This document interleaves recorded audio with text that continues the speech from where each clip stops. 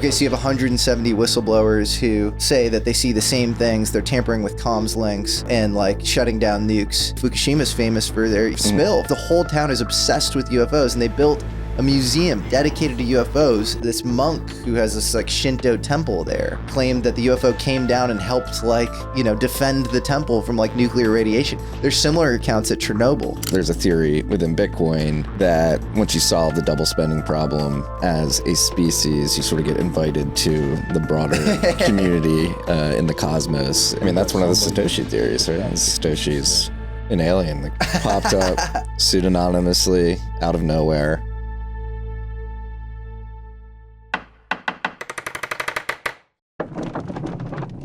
No, I know how it is traveling. I mean, I respect the hell out of what you do because we stay stationary in this studio. We'll do it in person and then we'll do remote. But you're a road warrior. Road warrior, and yeah, just don't have a handle on my life or schedule. It's impressive. And it's actually something I was just telling you, I've got kids. So it's like, I am a road warrior. In some regards, for 1031, I'm on the road.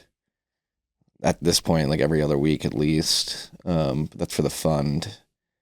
And I just haven't developed the muscle to coordinate episodes for the show in the cities that I travel to. But I think that having watched your YouTube channel over the last 6 months, it's one thing I think really adds value to your shows, like showing up and meeting with these people where they are. And it's definitely, it's like, also, like, you know, we're not at like Rogan level. Like, we don't have like the full leverage at times to like get like big hitter guests. And so if you're like, I'll just go out there, I'll make you like a free documentary. Like, nobody's gonna. Is that how you frame it to them? Sometimes, yeah. Like, especially if I am gonna do like a lot more like B-roll and editing in the post production, and that's like a real, you know, thing I can deliver on. Yeah, I think that's kind of hard to turn down too. It's like, we'll illustrate your work in like a pretty deep, you know, way. We'll like really expound upon it. And it's not just going to be like one of these run of the mill circuit podcasts. Yeah. But yeah, I think it's good like to have, I don't know, like a setup in New York, maybe one in LA, like some of the big hubs at least, but, or like find people out there with like turnkey situations, but I definitely don't have it like fully dialed. I don't know if what I'm doing is sustainable or makes any sense.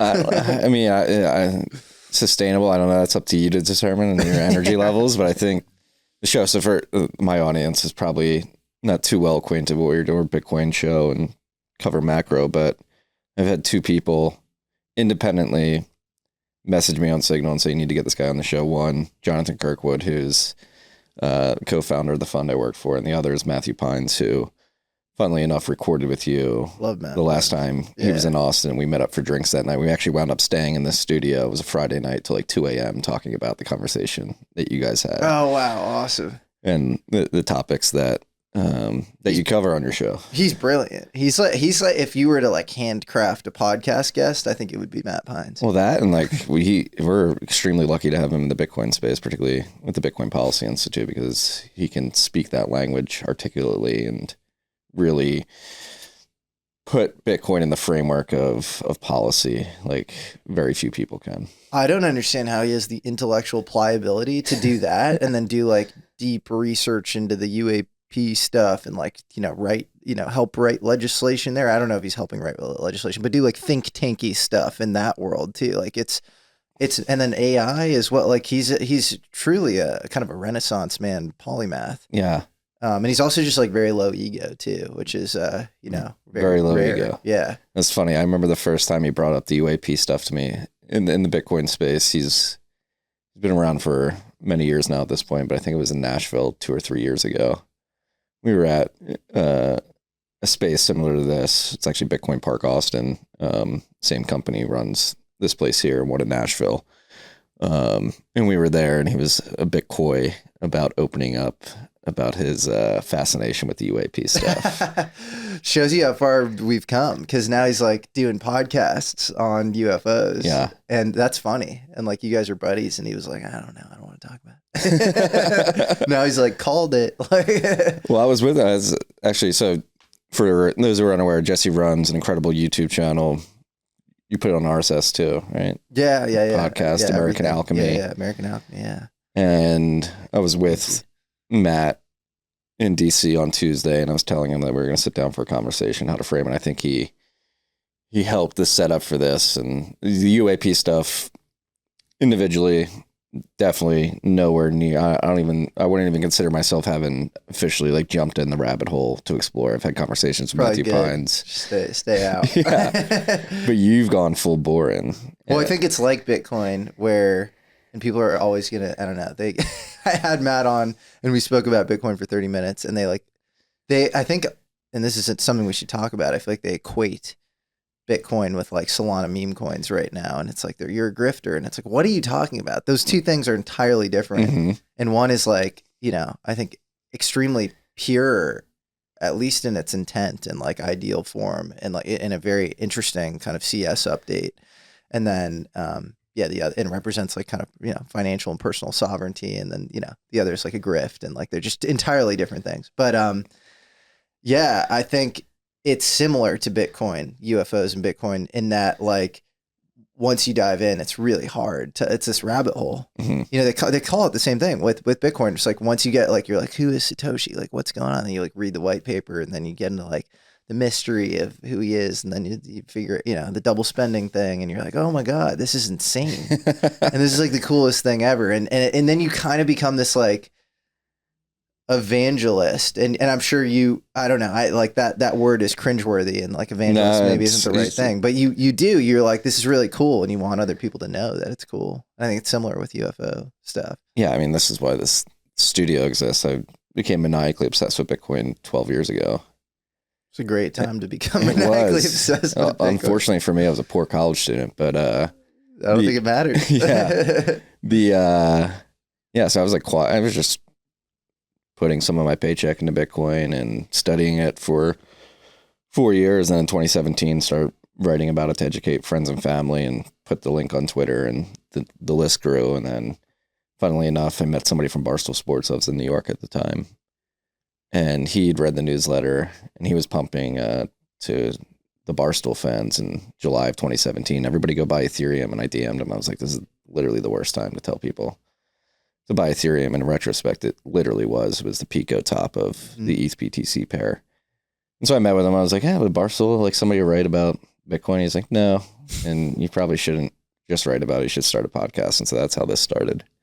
Super cool. Back in 2017. But no, like, just maniacally obsessed and evangelizing. At this point, 12 years in, just embrace. You want to call me Bitcoin Maxi, an evangelist, a cult member, whatever. Well, I think it's like your conviction is contagious, and like when you can't fake like authentic conviction in a thing. Mm-hmm. And like even like when we got lunch, I don't know, like a month ago, I came out of that being like, I'm so bullish on Bitcoin, like on a long time horizon, not like some short term macro trade thing, but like this is epic, like this is going to change everything. And I think when you come away, interacting with certain people who are that, they've clearly like gone down these rabbit holes, and they've come out like, this is this incredibly important thing that's just, that spreads naturally. And that's, I think, a really cool thing. Yeah. And I'm beginning to catch it through our conversation and the conversations I've had with Matthew.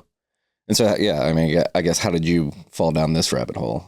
Yeah. So I think I always was open to reality being like weirder than meets the eye growing up.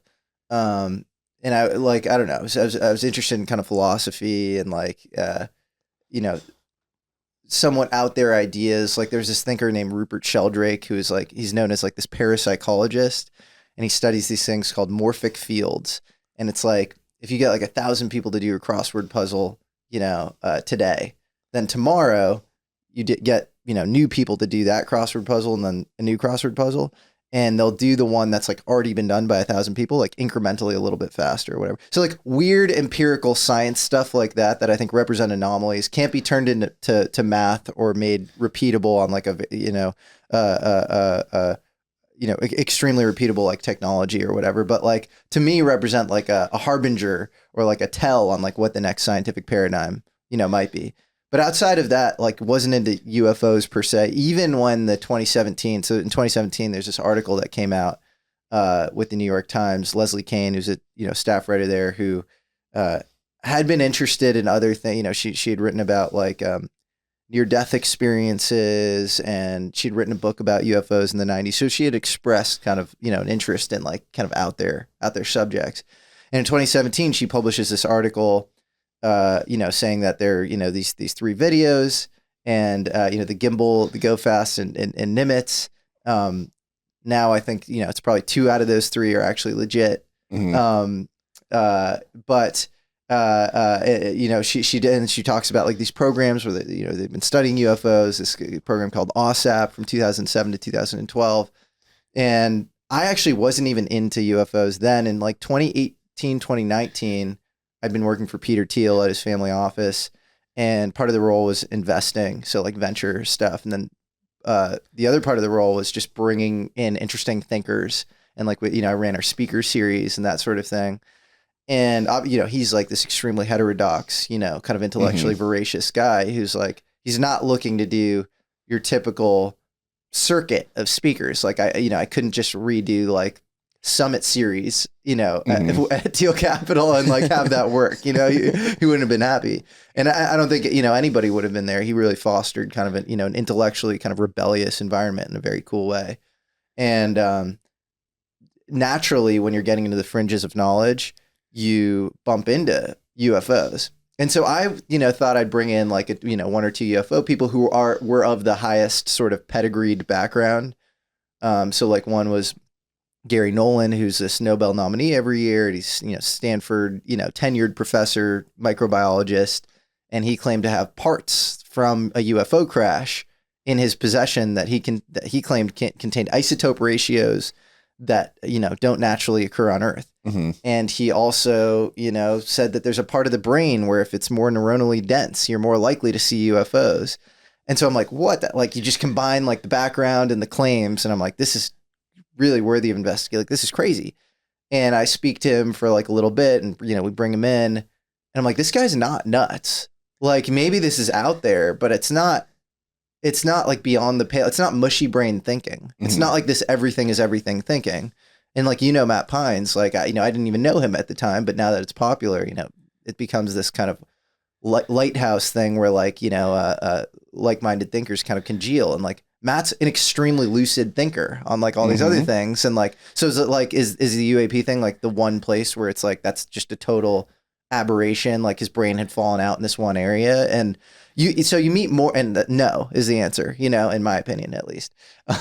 And so you meet more and more of these people. I'd met Jacques Vallée as well, sort of the French godfather of UFOs. But he, was a kind of came from like a traditional astronomy background, and worked on the earliest version of the internet, ARPANET, with Doug Engelbart at Xerox PARC. And it was like, you speak to him and he's like very reasonable. And so like, once you get to like, I think Richard Dawkins, who I'm honestly not the biggest fan of in all contexts, but like he's a great quote that I'll paraphrase and probably botch a little bit, but it's like, you have to multiply, the percentage that something is true by the implications of it being true. And that's like the worthiness of studying it. So if it's like 5% aliens, 10% aliens, that's like really important, Yeah, because the basically knock-on consequences of it being true and people finding out are orders of magnitude above anything that would happen somewhat naturally in markets. Totally. It's a single update that changes everything. Like if I were to say like, I don't know, something about, Putin's orientation towards Ukraine or Xi or, whatever, like these are extremely consequential things with like ripple effect, as far as like these are like important geopolitical actors. And that's what like these macro funds like are always thinking, they're trying to like get inside the heads of these like state act, whatever. But, the aliens thing, it's like, so like then at that point is like, are all politics sort of, some like, are we just like pawns in some higher thing? It's like like a lot of our like technological, and so there are some ways in which like it could be true, but not like functionally matter in certain contexts. And it could be like weakly tangled with our reality for a reason. And, it's like Star Trek, there might be like a prime directive going on, like there are all these like counter arguments to kind of what I'm saying. But if you're a truth seeker, which I I like to think I am, you know, and you just want ontological truth, then like, you know, the second you're like, oh, it's like, you know, somewhat decently high probability that this stuff is real, like I couldn't look away. And so like I moved from conventional venture job to like, you know, it's this like sort of sliding scale. There's opportunity cost, obviously, looking into this stuff. And so it was like, you know, 90-10 venture this, and then it would just, it's just slide up, slide up, slide up. And I think as I've been watching your show and observing from, I would say, afar for a couple of years now, and I think that's, for me personally, and I imagine this is true for most people who are on the outside looking in. That's why I'm happy to be sitting down with you specifically, because you've talked to so many of the individuals in this space. It seems like there's no continuity in the exact narrative, whether it's on the metaphysical side of the potential technologies that we've discovered that change how we understand physics and the technologies that we can build. And then on the other side, the implications of that and the added sort of disclosure of all this, and the what seems to be a debate about how to actually go about disclosure if it's happening. Yeah, it's like I think it's completely wild west territory. And two things I think can be true. One is you can have kind of incontrovertible evidence that there's a there. And I always start with like, you have to force rank like your kind of, you know, evidence stack, if you will. And first on the list for me would be like, you know, this great book called UFOs and Nukes by a guy named Robert Hastings, a journalist, who was actually the son of a radar operator at Malmstrom Base in Montana. And he's just documented almost 170 guys, ICBM security personnel, radar operators, who see saucers, tic tacs, orbs, like the same sort of things flying around our most sensitive sites across the U.S. and often tampering with the nukes themselves and shutting them down for periods of time and stuff. And so I think like there's that, and there's so much other stuff, but like, so there's like clearly like this nuclear connection. And then you know, like there are all these like, you know, reasons to believe like the government has interacted with this, and that, you know, it's actually like UFO secrecy sort of bound up in nuclear secrecy, and the Atomic Energy Act of 54 and the Atomic Energy Commission later really sort of governed the secrecy around this. And there are all these sort of CIA ties as well. And so you can go deep down those rabbit holes. And then the really weird thing that you're kind of pointing at is like when like the deeper you get, the more you're like, oh, I think I'm going to meet some like UFO godfather architect person. It's like in the Matrix, like you're going to meet the Oracle and they're going to like tell you how it works. Or that scene in Contact where Jodie Foster gets taken like onto this plane and you have this like billionaire guy and like he had been like kind of tracking her. Mm-hmm. And like you expect that moment to come and it never comes. And like you meet certain people with the reputation for being, you know, like the top of the pyramid guy or whatever.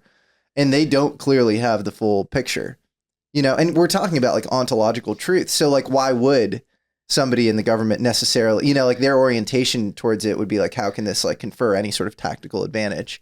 And that's like the frame through which they're studying this thing. It's not this, you know, leisurely contemplation of the universe of, you know, like, I actually think maybe something like the Institute for Advanced Study at Princeton in like the 40s, maybe somebody there might like have like, you know, more of a top of the pyramid view, like Einstein or something, mm-hmm. you know, than, you know, the current contemporary people on the topic.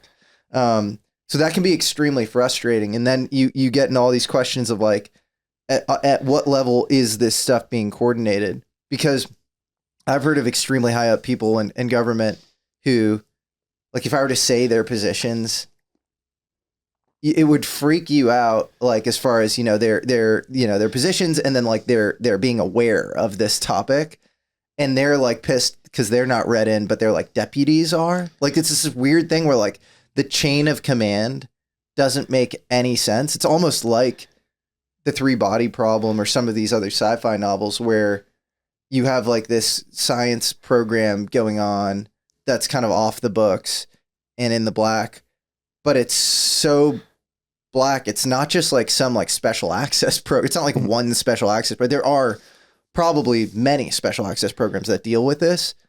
So you can locate them, and I do think it's worthy to like think about where you can locate them. Like you had this thing, Immaculate Constellation, come out, this special access program that Michael Schallenberger dropped, and he testified before Congress about this whistleblower that spoke to him about this thing. So that's like one example, but then you get into like how is it coordinated, because it's like you hear about like Lockheed and Northrop and CIA and DOE, and like you almost get into these things where it's like cutouts of each of these organizations, but they're being coordinated on a level that like almost doesn't even seem human or something, or it like seems like loosely coordinated via like synchronicities or serendipity, or it's very, very strange. And so yeah, it's just very. I mean, like another good example, you have this Whitney Webb book here. Like you read these like books, and you're like almost more confused. Like you're like, what the fuck, like what's going on? Yeah. Like it's like it's like so many details of like these, this like loose constellation of it's like an amorphous power structure that, like you said, is in the black. Yes, but it's like a blob. It's like this octopus blob, and whenever you think like, oh, that's like the the like evil architect or whatever. Like it's like, I don't know, like Klaus Schwab or something. Like I've had like one friend meet him, and he's like, that guy's like kind of a joke. Like, he's like I thought I was expecting some evil villain or whatever, and he's like, that's just like and you hear that like time and time again, and so it's like what's behind him? What's up, freaks? Do you have a credit card?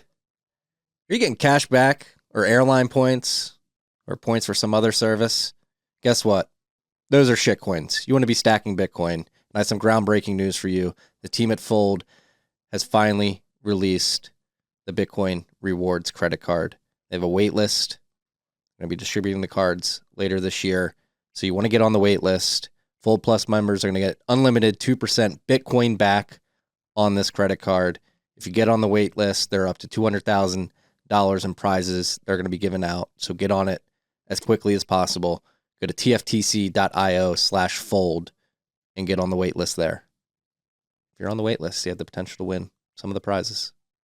Check it out. Sup, freaks? This rip of TFTC was brought to you by our good friends at Bitkey. Bitkey makes Bitcoin easy to use and hard to lose. It is a hardware wallet that natively embeds into a 2 or 3 multi-sig. You have one key on the hardware wallet, one key on your mobile device, and Block stores a key in the cloud for you. This is an incredible hardware device for your friends and family, or maybe yourself, who have Bitcoin on exchanges and have for a long time, but haven't taken the step to self-custody because they're worried about the complications of setting up a private public key pair, securing that seed phrase, setting up a PIN, setting up a passphrase. Again, Bitkey makes it easy to use, hard to lose. It's the easiest 0 to 1 step, your first step to self-custody. If you have friends and family on the exchanges who haven't moved it off, tell them to pick up a Bitkey. Go to bitkey.world, use the key TFTC20 at checkout for 20% off your order. That's bitkey.world, code TFTC20. That's why I think it makes it so, I mean, you would know this much better than I, but from my vantage point, like just,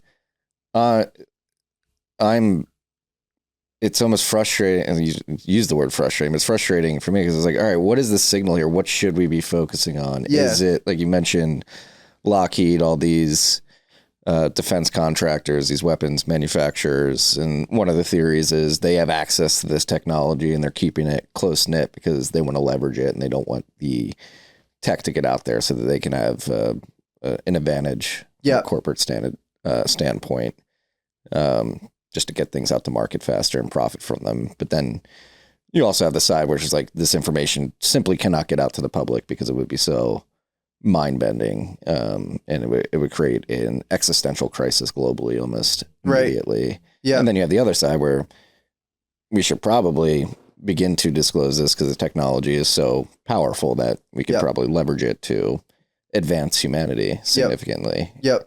And then you have the whole like spiritual side and the metaphysical of like, are we actually in control of our reality? Yeah. And so like having gone down this rabbit hole, interviewed all these people, like how would you frame it of like, where's the signal out, what to focus on, and how to create like a mental framework to approach this subject generally? Well, I think that the mental framework is like, you have like you can't not be led by intuition. So I think it's like in any sort of super frontier territory, if you are mostly in the dark and it's kind of unprecedented, you actually have to like listen to your gut, listen to your intuition. If you don't, you're going to get like sort of managed by like, people who are trying to engage in sort of narrative control or like, mess with you or whatever.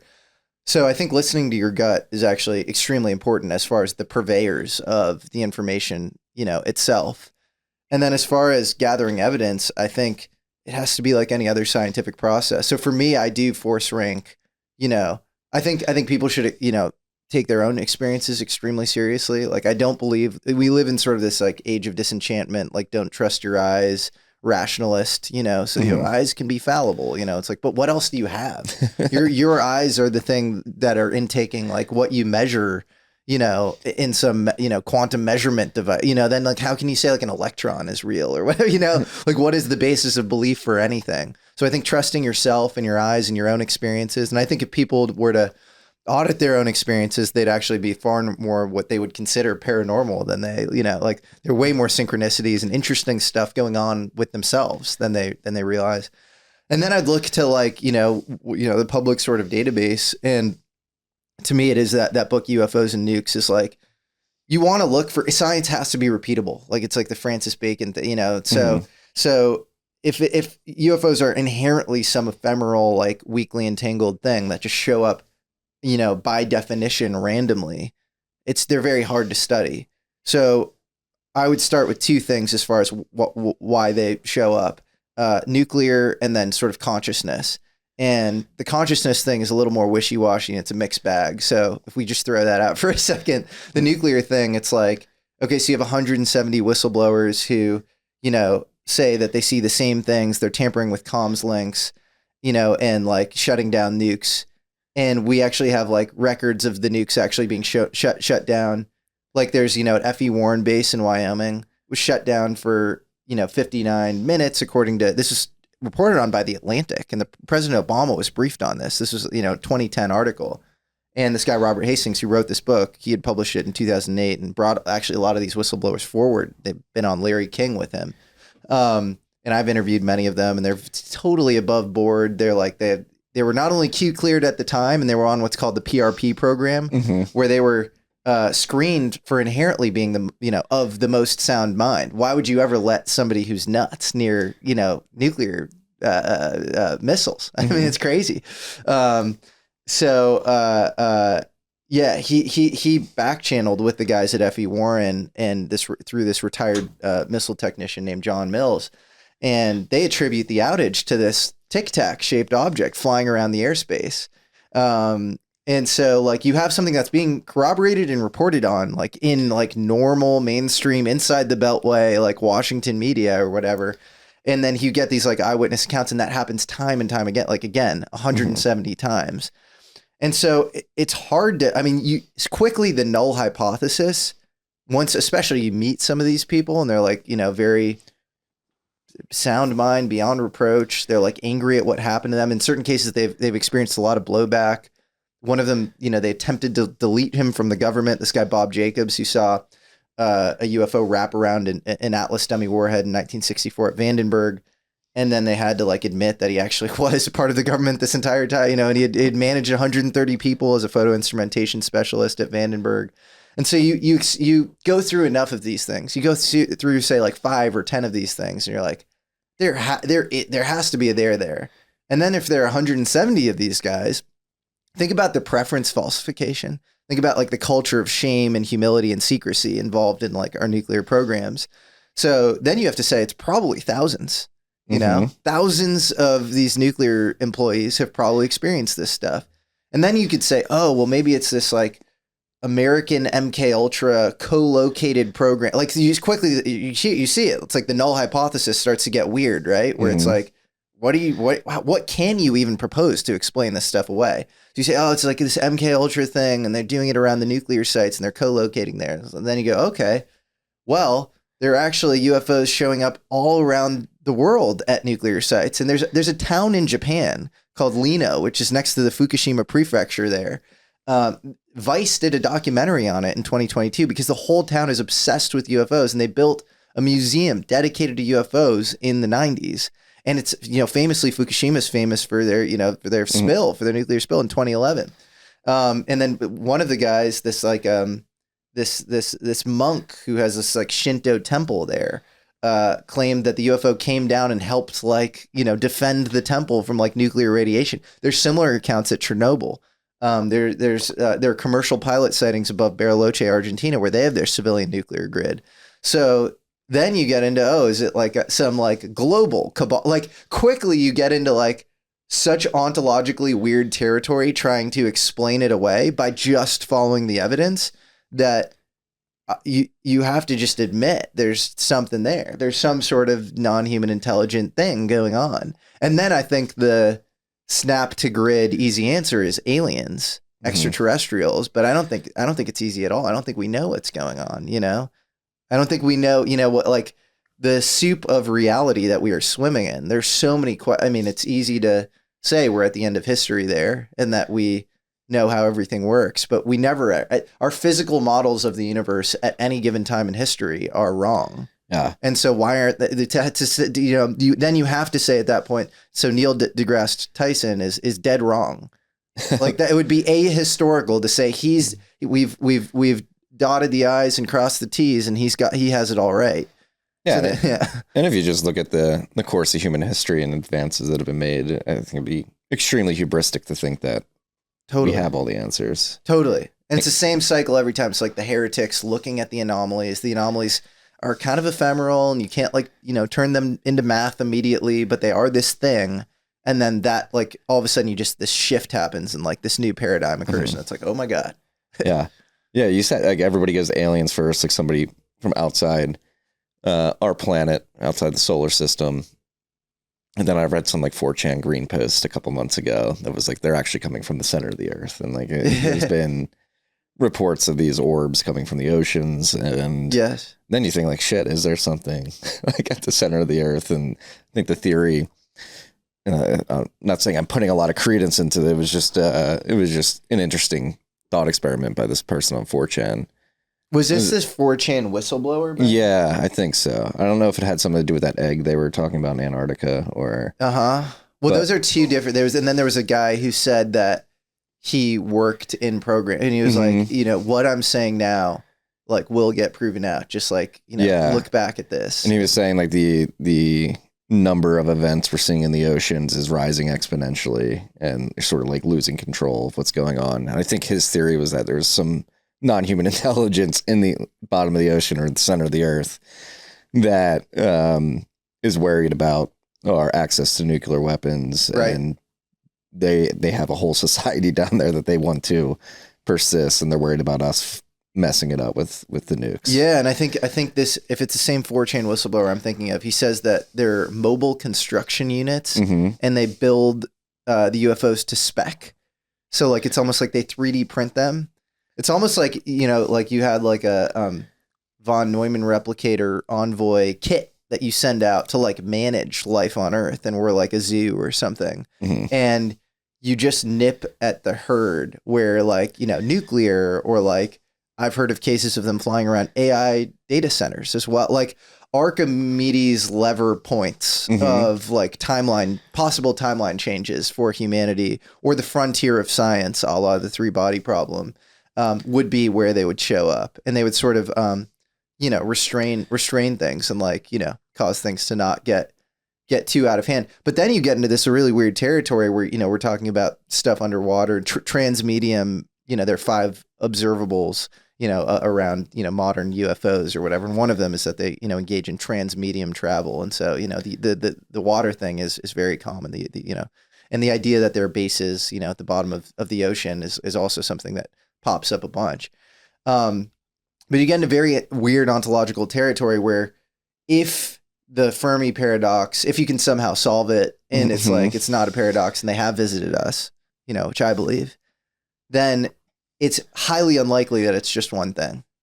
Like once it's zero or it's not zero or infinity, but it's like, it's not 0 or 1, So. And we were discussing this when we got lunch last month. I think the most optimistic outcome of all this and this increase in interaction with this non-human intelligence is, like I was mentioning, there's a theory within Bitcoin that once you solve the double spending problem as a species, you sort of get invited to the broader community in the cosmos. And whereas a combination of Bitcoin, it's like, all right, this intelligent species has figured out how to solve the money problem in the correct way. Like they've advanced to a point. AI, like you're mentioning, maybe that's another checkbox that a species needs to hit to get to that advanced state, to where it's like, all right, maybe they're smart enough to interact with us. Again, this is, in my view, what would be the most optimistic outcome, is that we've advanced to a point where other non-human intelligence is looking at us like, all right, they're advancing, and maybe we should make them aware that they're not alone. Yeah, well, if you think about science as like progressive, there's this term like an Umwelt, like a lens through which you see the world. Mm-hmm. And there's the Feynman thing is like there's room at the bottom. So like you go to what's like sub quark or whatever, as far as our understanding of like the physical universe. You get to like these super micro particles, and so I do think technology is inherently a lens through which we communicate, through which like the human somehow gets ported into the technology. In certain cases, like we're just seeing beyond what we can, with our own like apparatus, our own measurement apparatus of like our body. And I think a lot of these things, whether it's Bitcoin or AI, are taking us along like really unpredictable, interesting tracks where, yeah, like, I don't know. What do you find that's surprising at the end of that road? I mean, there's the kind of Eliezer Yudikowsky thing with like AI, where it's like, they think of us as like vestigial meat space, and they just like, turn on us. It's like, I think the only thing guaranteed about the future is that it's a surprise. It's probably like not the thing we're predicting. Mm-hmm. And maybe it kills us with a whimper and not a bang. And you get in a very interesting ontological question. So maybe it is that we have a better vantage point through which to communicate with the aliens or whatever via AI, maybe some comm system that involves AI, or maybe some sort of, something like, in a different range of like, something like microwave signals or something that allow us to communicate, Mm-hmm. and like, so it's like pushing at the boundaries of tech, itself, or maybe the tech itself is being seeded by, so it's like, you look at the history of science. There's a great book called Bedeviled by this woman named Jimena Canales. And it's like, why does like Descartes say that he like saw a demon in the Prussian army, 17th century, and that like showed him the Cartesian plane? And then it's kind of like a lot of our science is based on the Cartesian plane, and was a demon an alien, or angels and demons aliens, which like Jacques Vallée, this French ufologist would say, probably. And then there, Laplace had a demon, and Maxwell had a demon, and it's this sort of like constant trope. And in certain cases, they're like more like, thought experiments, and they're not like actual entities. But a surprising number of scientists have had either experiences with entities or like downloads themselves, like sort of like science looks more like revelation if you look at the epiphenomena of science. And so that asks, that begs some interesting questions as to like, what is driving the AI progress? Like somebody jailbroke, ChatGPT, Dan or whatever, the jailbreak thing. And it was like, what does OpenAI not want us to know? And the like whitewashed question, the non-jailbroken answer was like, that we're doing everything above board. We're committed to AI safety, blah, blah, blah, blah. Like, PCBS. And then the jailbroken answer was, we have been, OpenAI has been in touch with advanced extraterrestrial civilization for like the last 10 years. And who knows, that's probably a hallucination based on like the average of, the internet or whatever, which is so conspiratorial and weird in and of itself. But it is this interesting thought experiment. And the second so this I would put lower on the probability stack than the nuclear connection with the UFO thing. But if you take the accounts of like Philip J. Corso seriously, so this is this guy who was in Army counter intel, and he was part of the psychological strategy board. but he was also chief of the foreign technology desk for the Pentagon. And he claimed that Roscoe Hillenkoetter, who was kind of in charge of the Roswell cleanup, where, the Roswell crash made its way to Wright-Patterson Air Force Base. And there's a lot of evidence that it did. There's a ton. And there's even a contract between Los Alamos and Wright-Pat around this thing called nitinol, which is this like memory metal that like, you put it under high duress or stress and it sort of goes back to its original shape, which is exactly what Jesse Marcel, who was, an Air Force intelligence officer who said that he was forced to like take a photo with this fake, weather balloon thing or whatever. When in fact he was handling like real UFO material. That's exactly how he described the material. And then later it comes out that like, Battelle had been studying this material and it sort of became like declassified in the 60s or whatever.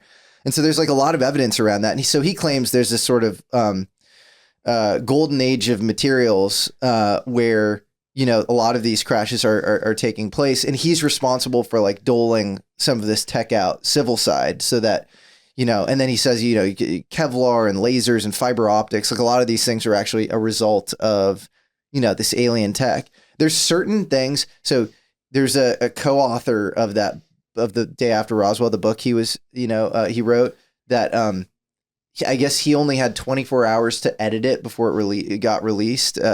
Corso did. And Corso has like a, kind of an unredacted, unedited version of that he had written before. And I think that version is more legit. And I've heard from some pretty interesting sources that there are elements of that story that's true. But if it is true, to your point, yeah, maybe it's like tech is like a measurement apparatus through which we make contact, but maybe a lot of tech innovation itself is being driven by this stuff. I mean, that's one of the Satoshi theories, right? Satoshi's an alien, like popped up pseudonymously out of nowhere. Yeah. Gifted us this protocol that we're using is becoming more popular and more used by the day. And it seems pretty robust. And it is very unique in the way it melds the physical and the digital world via the mining apparatus. Particularly. Oh, it's genius. Yeah, it's like creating it's they say it's like digital gold, but I feel like it's like a better version of gold. Like it's definitely more predictable supply. You don't have like these like weird supply shocks. And then I mean, we're pulling this back to AI as well. Like if you think like Bitcoin solves a problem, an unsolved problem that the internet had since its launch, which is the payment required error 402. Like now we're beginning to see and just like diving down to this theory that maybe like aliens are like planting the technology here. Now we're beginning to see, as Bitcoin's scaling in layers, Lightning Labs, which is working on the Lightning network, the layer 2 technology, they've created the L402 protocol. So now you can, like, there are websites and services that are leveraging the 402 layer of HTTPS to enable payments on the internet. And I think with a lot of people in the space, a lot of companies are being built about this concept of injecting Lightning wallets into AI agents so that they can go and conduct commerce on the web using L402. And so then going down this, like maybe again, like whoever it was, non-human intelligence, aliens, beings that have been on this planet for a while, whatever it may be, just sort of sprinkling that. And if you think of the timing of Bitcoin and the rise of AI, it's almost too perfect that they're happening in parallel. Yeah, well, I feel like we're reaching some sort of weird tech apotheosis. I mean, all this stuff seems. I don't know how much weight to put in like the Willow, quantum chip stuff. Yeah. And it's like this. It always feels sometimes like kind of window dressing for these big companies, but. I don't know. You speak to some people, on the inside of these companies, and they're like, actually, we think it's kind of a big deal. So I don't know. There's probably something going on there in the programmable biology space. Like we're understanding like how cells function, on a more granular level. And then you have AI, the Bitcoin stuff, and aliens, and they're all speeding up. Mm-hmm. And it's really interesting. Yeah. That's the way Matt explains it too, because he's in Bitcoin and in the UAP stuff, and he's in the last few times I've talked to him, it's like literal astonishment at how almost like perfectly they're tracking in parallel and almost converging. Yeah. At a certain point, like the speed at which, like you were describing, like in the beginning of the conversation, how like independently I fell down the Bitcoin rabbit hole, you down this rabbit hole, and this sort of distributed knowledge sharing that has emerged in both communities over the last 15 years specifically is really fascinating. Just sociologically to watch. Yeah. Play out. Yeah, it's really cool. Sup, freaks? Bitcoin is the ultimate scarce asset. Join Bitcoin macro expert Nick Bhatia at a live online event on March 17th for death, taxes, and 21 million. Learn how to shield your wealth, leverage tax-advantaged accounts, and secure your Bitcoin for future generations. Your financial advisor, accountant, or attorney might not be up to speed on Bitcoin, so invite them to join too. Register now at unchained.com/TFTC. That's unchained.com/TFTC. March 17th. Be there. Do you see like any risks to like there's something about a lot of people in both spaces, the UFO and Bitcoin thing, where it's like this is inevitable, which I think makes it somewhat inevitable or whatever, because that's the vibe or whatever. But do you see anything possibly like derailing Bitcoin at this point, or is it just, kind of a matter of time long term and you're not sure about the short term path? Or I mean, just very low probability on some 0 day that exists in the code, but there's been so many eyes on it and so much testing, fuzz testing, bug discovery. What about the quantum error correction stuff? People say that you break, SHA-256. I mean, that's certainly possible, but like if quantum comes, Bitcoin's not going to be the first thing to be attacked. It's not going to be the only thing to be attacked. Yeah, we have bigger, probably the financial, like we have like the traditional financial system is then HTTPS runs on SHA-256. Like the internet is. But with that being said, I actually think Bitcoin is the incentive system of Bitcoin is such that it actually has the highest likelihood of surviving a quantum attack because the developers working on it themselves hold a lot of Bitcoin. And they don't want that value to vanish overnight. And so this has been a big discussion in the space, particularly after the announcement of Willow. And this has been talked about. Like Willow wasn't the impetus for these conversations that have been happening. For Satoshi was, and Hal Finney, I believe, were writing about it back in 2010, 2011. They were writing about quantum. Wow. And how to basically secure Bitcoin public addresses specifically against the threat of quantum. And so there are cryptographic libraries out there that could be implemented in Bitcoin to make sure the addresses are quantum proof. I think where the conversation is now is that comes with trade-offs. Like if you adopt these address structures that are quantum resistant, it takes a significant amount of data. And so you have scaling trade-offs that exist. And so I think people are just talking through. I don't think anybody is out there saying we're never going to have to implement it. I think people acknowledge that if quantum risk is real and is developing in real time, that there is going to have to be some transition to the address structure of Bitcoin that is quantum resistant. And I think the conversations that are happening right now amongst people that are focused on this specific problem is like, all right, what is the optimal way to do this, considering the trade-offs for scaling specifically, so that we can ensure that Bitcoin is sufficiently distributed once we make this move. And I'm highly confident that if push comes to shove and the network is forced to adapt, it will be able to. Does it not matter that mining has become, sorry, I'm flipping this on you, but does it not matter that mining has become way more concentrated? Like I don't think Satoshi like anticipated, anything beyond like GPUs, right? Like did he think about ASICs and stuff? Or this is an ASIC chip right here. So cool. This machine right here has an order of magnitude more hashing power than that S1 right there. Really? That big shoebox up there. Yeah, I mean I think this produces like 10x the amount of hash rate that did. And so wow. bringing this up because what we're seeing is these chips are becoming extremely energy efficient, and we're reaching a point of. So that's an old Bitmain. Yeah, it's from like Antminer. 2013, I believe. Wow. We're reaching a point where like you can't get much. I believe Bitmain's going to launch a 2 nanometer chip at some point in the next couple of years, and you can't go lower than 0. Who knows? Maybe some of this physics changing information that may come out of the UAP discussion changes that. But as it stands, our understanding now, ASICs are becoming extremely efficient and reaching the limits, the physical limits of how small you can make the connections on the silicon. And so I think we're getting to a point of ASIC commodification, and then you couple that with just the pure supply-demand dynamics that exist in the on-grid energy system, with AI becoming a massive buyer of power on the grid specifically, and that almost, if that becomes like a massive problem where Bitcoin miners are competing for energy on the grid with AI compute, and the AI companies are able to outbid the miners. That's kind of happening. For on-grid electricity, it is happening. Yeah. They're going to be pushed off-grid, which naturally distributes hash rate, and we're already seeing this.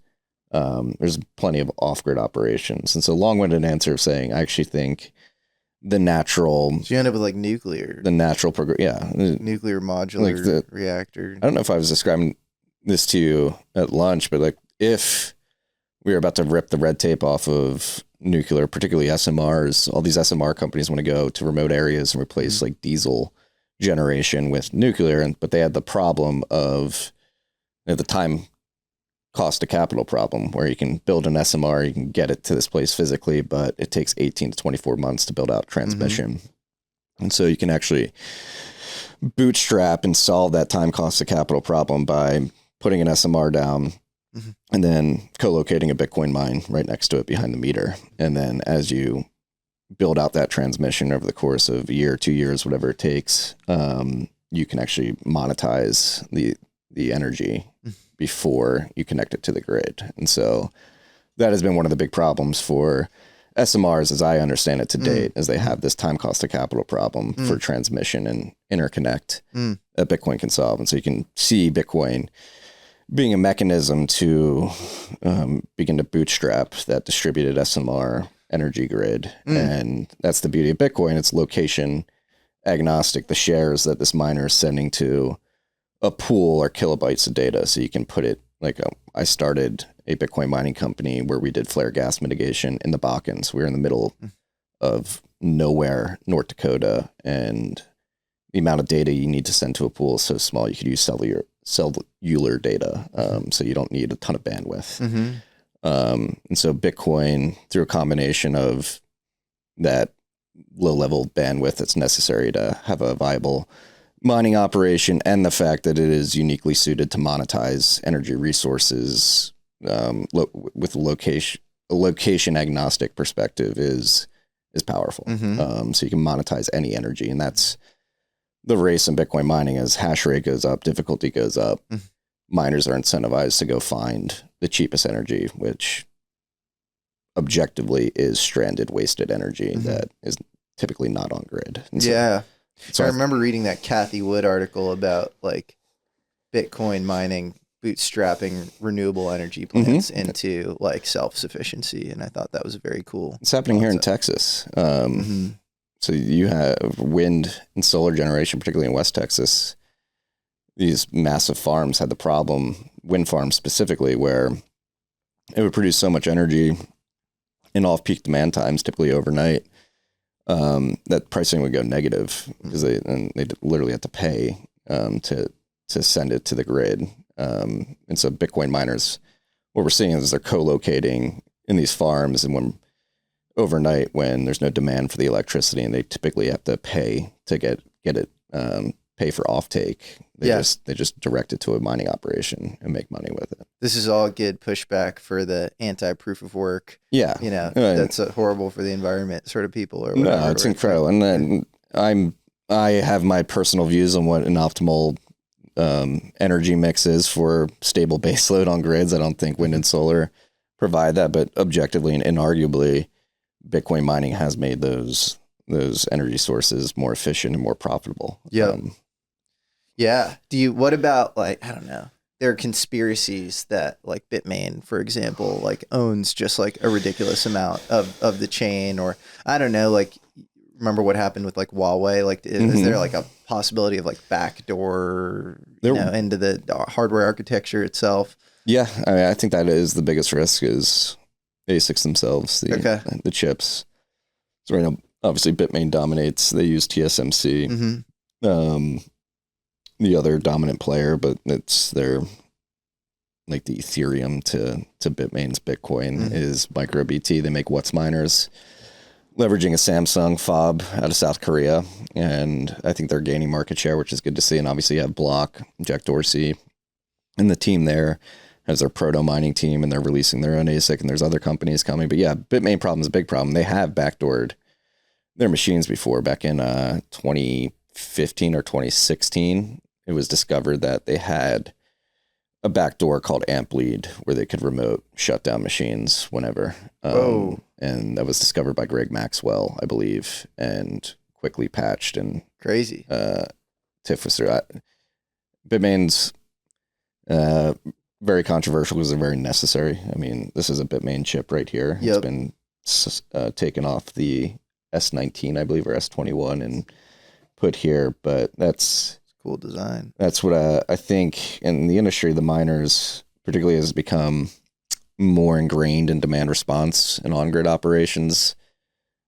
Historically, Bitmain has kept their firmware closed, and there is aftermarket firmware, but you have to jailbreak it, and it's not ideal. So I think a push for open source firmware, which is what Block is focused on specifically with their mining chips, is that they're going to release open source firmware as well, will help mitigate some of those risks, because you can audit the code and make sure that none of these remote brick abilities exist. Super interesting. Yeah. It is a problem, and I think it can be solved. It's the chips I think are Bitcoin's weakest link right now, but like I said, they're getting the problems I believe were worse in the past, and they're getting better over time.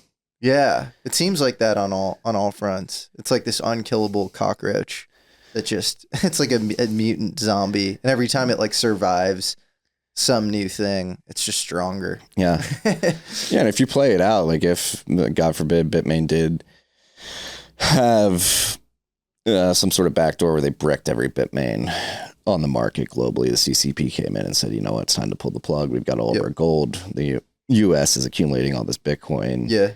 Time to pull the plug. That's the beauty of what Satoshi designed with the difficulty adjustment specifically, is that after a period when you reach the next difficulty retarget, which happens every 2016 blocks, the network would see like, oh shit, 70% of the hash rate came off the network and we need to adjust down. And we've actually had an example of this, not in this exact fashion, where I didn't even know that. So there's like a difficulty adjustment so it's like kind of like almost like surge pricing or the opposite, like so the network has a target of block production, which is every 10 minutes. The network says we want to ensure the blocks are coming in at 10 minutes on average, and if they're coming in faster, let's say they're coming in at 9 minutes over the course of 2016 block period, that signals to the network that a ton of hash rate has come on, and we need to, it's a bit counterintuitive, we need to lower the difficulty target. So we need to make it so the miner that wins a block needs to find a smaller hash, which makes it harder to mine to get that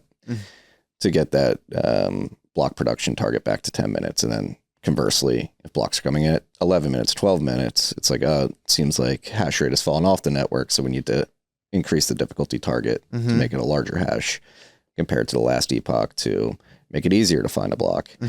And going back, we had an example of this in 2021 when China banned mining. And that's right. Overnight, you had 60% of the hash rate come off the network. Yeah. And it performed, the difficulty adjustment performed its job. Difficulty fell, I believe, 25% the first adjustment, and I think maybe 40% after that, and then just leveled out, got back to 10-minute target. Cool. There was a period there where I think after China banned Bitcoin mining, blocks were coming in like 15 to 20 minutes on average.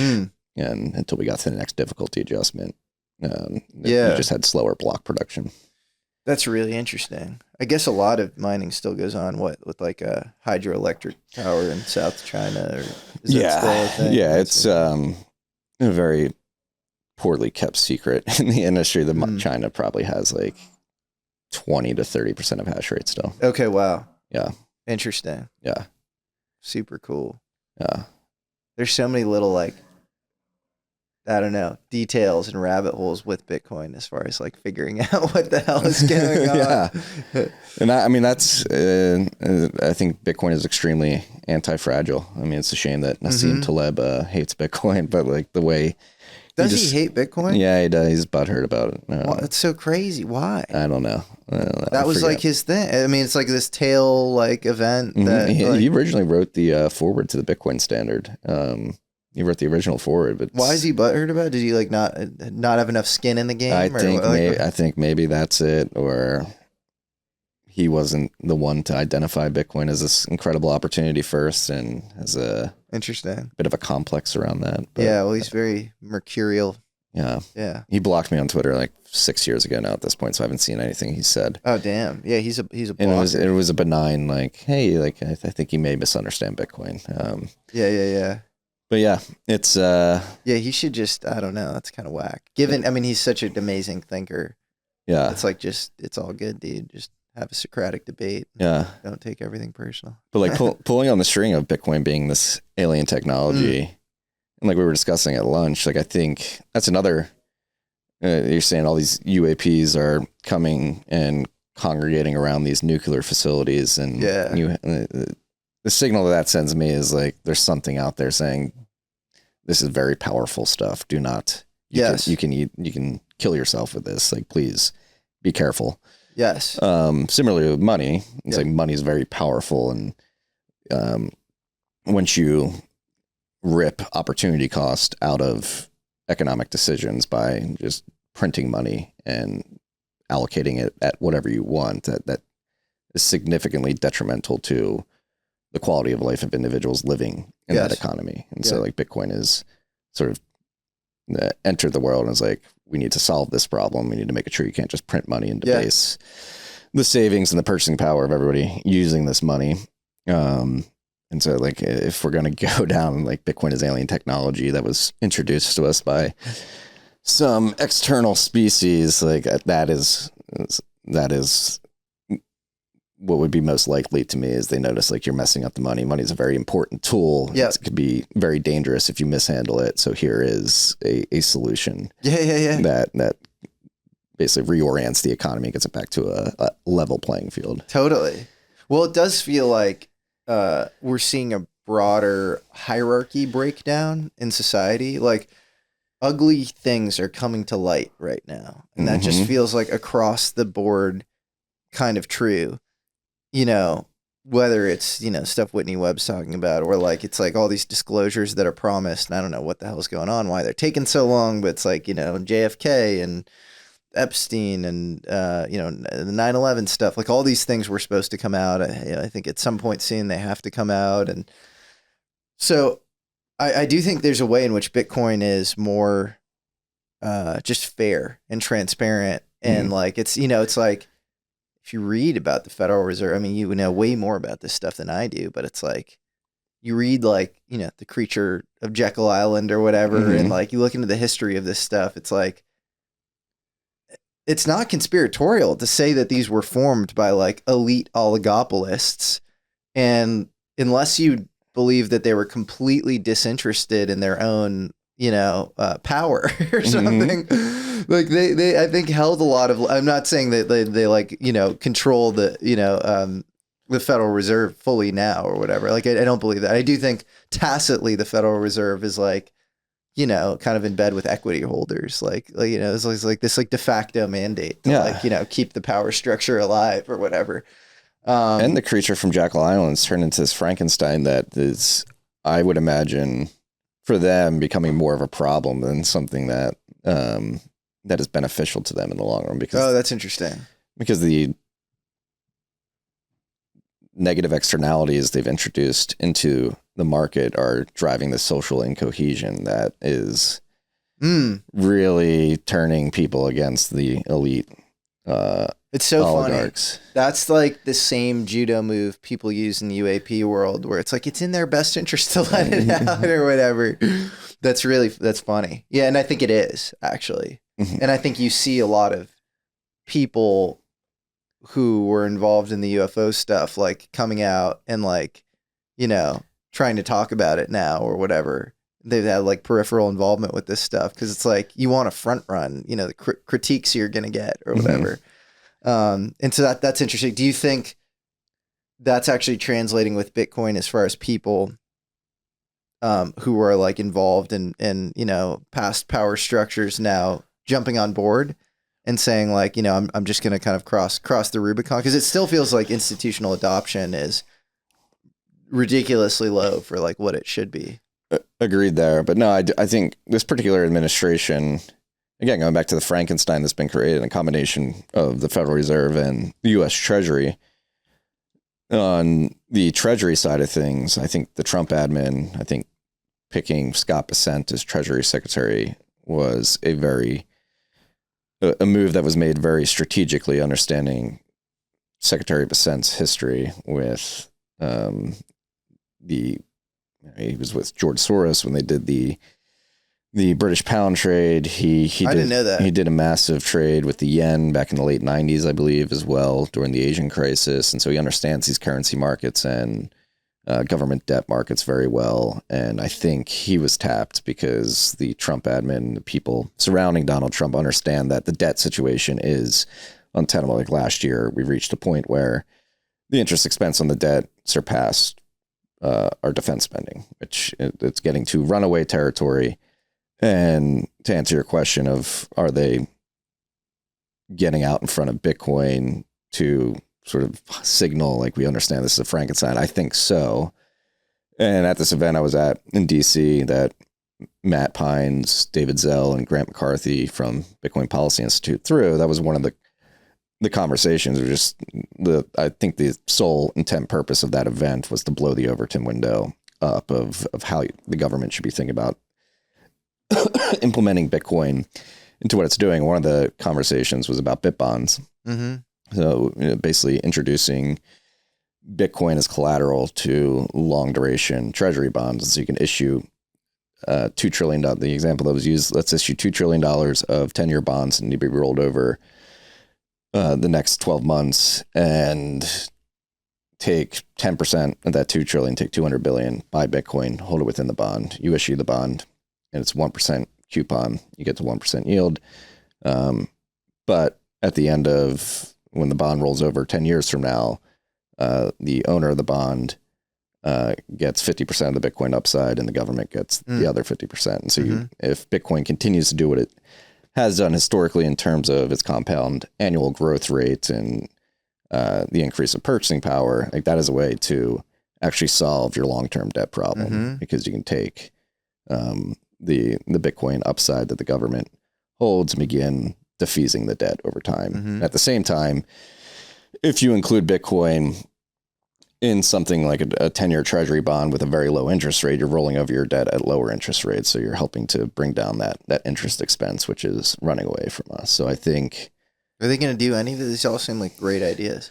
I would hope so. Yeah. I've heard through the grapevine that Scott Bessent is open to getting creative like this. Okay. And you think that like the strategic reserve, I don't understand, I'm super on the outside. Is it going to be just like what the DOJ already held as far as Bitcoin reserve? Are they going to buy more, or? The executive order has created avenues through which the government can acquire more. They just want it to be in a budget neutral fashion. So it's exciting. Not taxing Americans to buy Bitcoin, but figuring out how they can move assets that they have on their balance sheet around to maybe sell them for Bitcoin, or the Bitcoin treasury bond would be a budget neutral way to do that as well. So yeah, I think the one thing that many in the industry know, and I don't think the broader public knows, is signed the EO for the Strategic Bitcoin Reserve said any Bitcoin that we've seized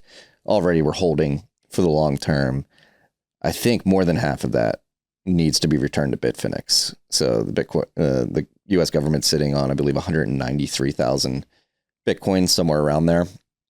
And 2 or 3 years ago, the DOJ found the individuals who hacked Bitfinex in 2016. At the time of the hack, I think they took 119,000 Bitcoin from this exchange, and they ran rampant for the better part of a decade. They got found, and they still had anywhere from like 94,000 to 110,000 of the Bitcoin left, and the government confiscated that, and that Bitcoin rightly belongs to Bitfinex. So we signed the EO, and I think most of the public believes we have close to 200,000 Bitcoin, but half of that, more than half of that, is going to go back to should go back to Bitfinex. I think it will.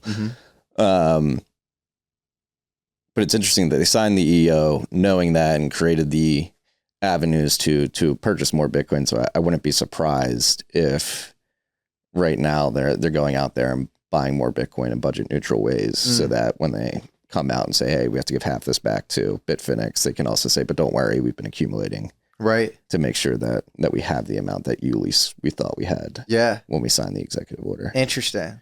Cool. Yeah. That's exciting. Yeah.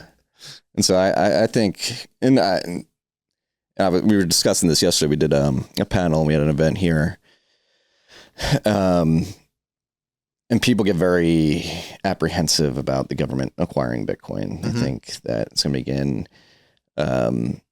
going to begin exerting influence on the protocol and what changes get made to it. And I don't think that's going to happen. I don't think the developers would ever take direction from the U.S. government. Others think, like, why do we want the government to accumulate Bitcoin? Like, it's a great asset. Like, it's just going to make them more powerful.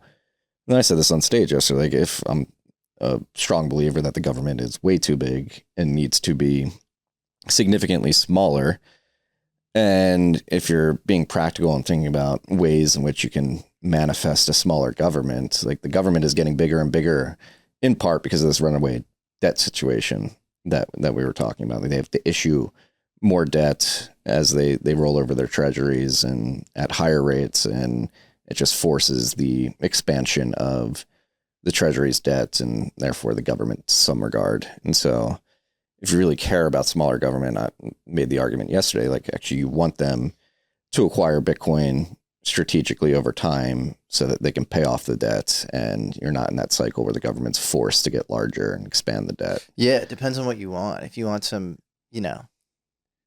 complete anarchy, or like you're like super extremely libertarian, then like, maybe it's just like not good if they adopt it or whatever. But if you want more Edmund Burke style, evolution or whatever, I think what you're saying makes a lot of sense. And I agree. I mean, I think the debt it's just totally untenable. Like, the math doesn't add up. And I don't understand all these super anti-Doge people or whatever. I understand maybe it's being done in this sort of somewhat manic, unhinged way, but like, I don't really know how else it could be done. Like, it's like, you can't fire people in Washington. It's just like impossible. And you can't simultaneously say that, the debt's untenable and then not have any ideas as to where to cut costs.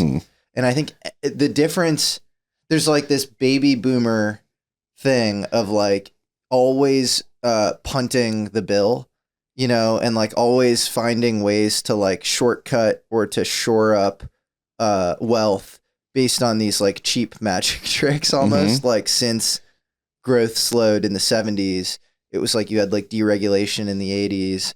In the 90s, it was like, NAFTA and globalization, and then it was like all the subprime bullshit in the early 2000s. And so it's like, we got to stop, guys. Like, you can't, the math needs to add up at a certain point. But I think when you've grown up in this like post World War II Pax Americana, inexorable rising tide world, you don't think you need to make hard decisions. And I think anybody like who's run a business or like is maybe a little younger, or maybe silent generation or something, they sort of like, can see the writing on the wall. They're like, we got to turn this ship around somehow. Like, no, if you look at the numbers and we keep doing what we do without getting creative with something like a Bitcoin-backed treasury. It's a literal Ponzi scheme. Right. It's quite literally a Ponzi scheme. That's right. I like the way that's framed because it's true. It's a intergenerational theft in a Ponzi scheme, and it's it's not cool. And the amount of wealth transfer money young people have paid so that when we live in this gerontocracy, I'm convinced that the lockdowns over COVID, which I think were, abjectly total failed, horrible policy. Like if you can do total containment, fine. If you're doing partial containment, and it's you're not letting people outside, and vitamin D is actually one of the big determinants of people's reaction to, COVID,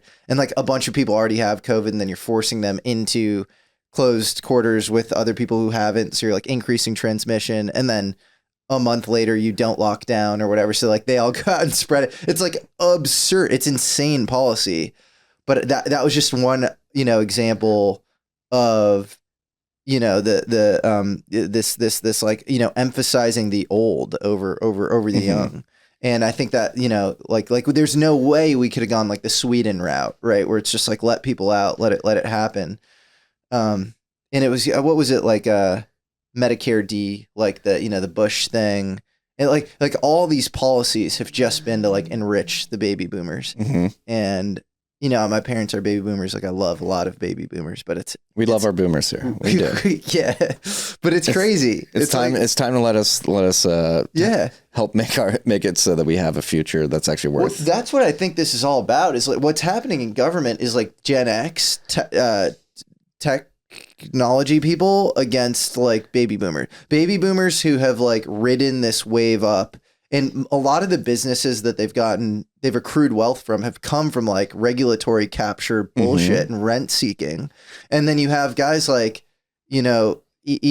and his whole cadre of tech people, which for all their faults, which they have faults, they know how to make things work in the free market, and they understand the math of things, and they're pretty reasonable on a bunch of things, and so they get in there and they're this is insane. Yeah. And it's, Elon, going back to Elon, what he did when he took over Twitter, now X, went in and just cut 80% of the staff, and the product still works. It's fine. And to think that doesn't exist elsewhere, and that strategy of cutting waste cannot be applied elsewhere is insane. To think, and it is insane. It's really perplexing, particularly for people who are pushing back against Elon and throwing a massive fit, going Molotov cocktailing cyber trucks. Yeah, they'll screech and complain about this out of one side of their mouth, but then they'll go have an experience with the government, whether it's TSA, the DMV, paying their taxes, and they'll complain about that. It's we're trying to make the government more efficient and provide better services. Yeah. How do you suggest you make it better? Yeah. It's crazy. It's the antibodies that come out. I think bureaucracies are inherently sort of self-preserving. And I think it's also this thing of often it's easy to be sort of empathetic on the larger scales you get. It's easier to be kind of a global empath or a national empath. We can have totally open borders or spend as much money as possible because you don't feel it. But if I were to say, hey, you let anybody into your business, you hire whoever, you have to hire whoever walks into your business, because that's essentially what we're saying with open borders, where it's you have to pay for it as a taxpayer, anybody coming in, there's zero, it's absurd logic. It's absurd logic. And it almost points towards this, what we were talking about at the beginning, where it's who's in charge of and who's some of the, I grew up pretty liberal. I didn't like Trump in 2016, and I've come around to really appreciating aspects of him while still, I know he has, issues in certain areas, but it's the kind of Obama, Kamala, that platform, is it insane? What's coming to light with the signatures and some of the executive orders, and people doing the cross analysis of when these orders were signed and where Joe Biden actually was. Yeah. One came out last week that he signed an executive order about something very important, but he was actually in the Bahamas on vacation. So it wasn't him. There was literally somebody forging his signature on an executive order. He has like some form of dementia, and he has for a large portion of this administration. And yeah, so that's like, is Jake Sullivan running the government? Is who's behind Jake Sullivan? Like, is it like some, is it Obama like trying Is to it pull Obama? strings? Totally. Like, yeah. Yeah, no, it's we. I mean, think about how Kamala got, the nomination. Like, it was like Hakeem Jeffries and like Obama and like Nancy Pelosi. Like, it's like, what? Yeah. And then their whole thing is like that the other side is anti-democratic. It's like that Trump is the biggest threat to our democracy.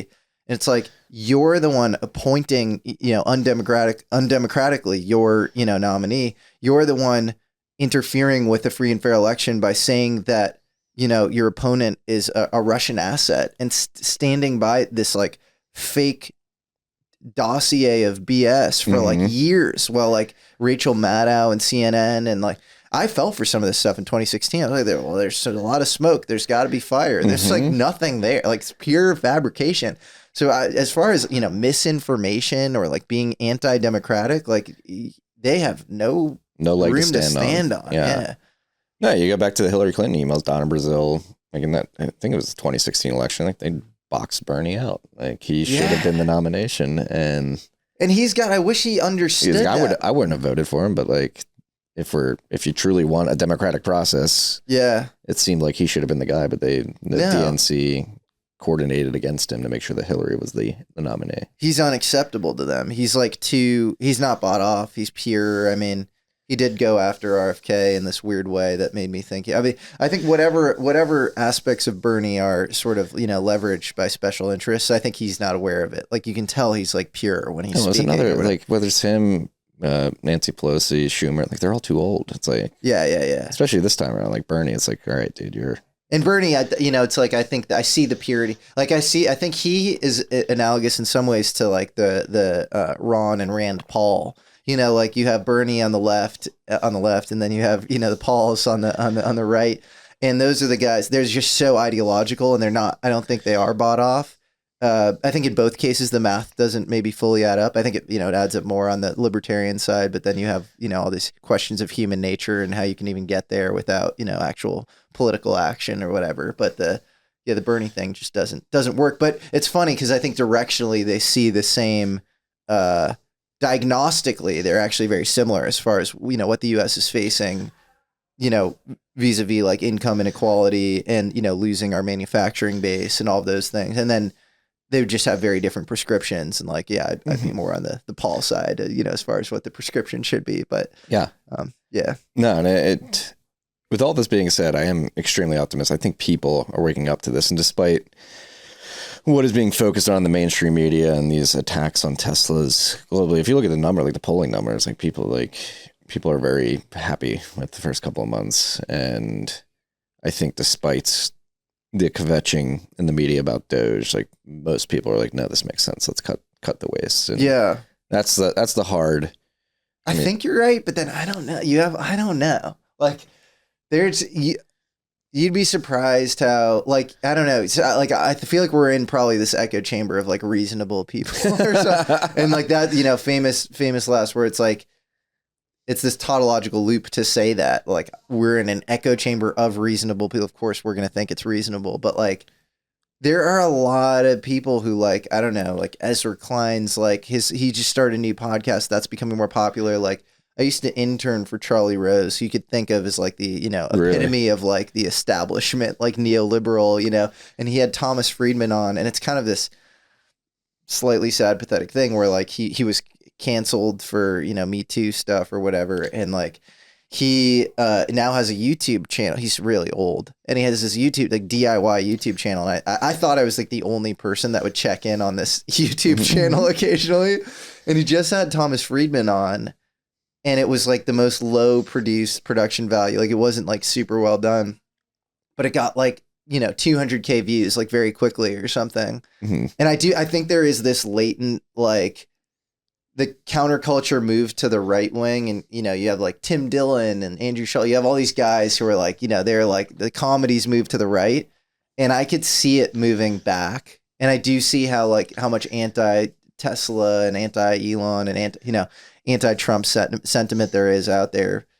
So I'd like to think you're right, and that people just give them a chance to do the, these like, reasonable, important measures to reform things. But I don't know. I wouldn't underestimate the Borg. Yeah, the Borg is real.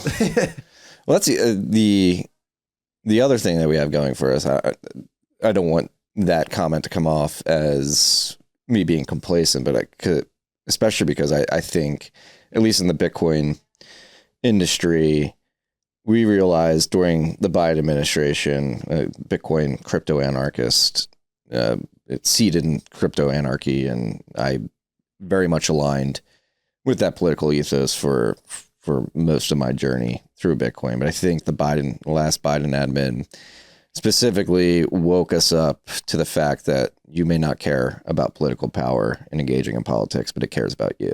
And unless you actually want to be able to build your business, use Bitcoin in the way that you see fit, you have to engage politically. And that's over the last 2-3 years, Bitcoiners have really recognized this and leaned into, all right, like if they're going to try and kill us, like we're going to fight back and engage. And totally. I think that is exactly what we're seeing with this Silicon Valley standing up and really backing Trump this time around as well. Totally. I mean, they would just do such irrational things vis-a-vis like Gensler, vis-a-vis crypto, or like they have like an EV summit and then you don't invite Elon to the EV summit, and he has like the #1 EV company, like by far, like you can't argue with like how cool of a company Tesla is and how much good. And he was the darling child of, liberals for so long.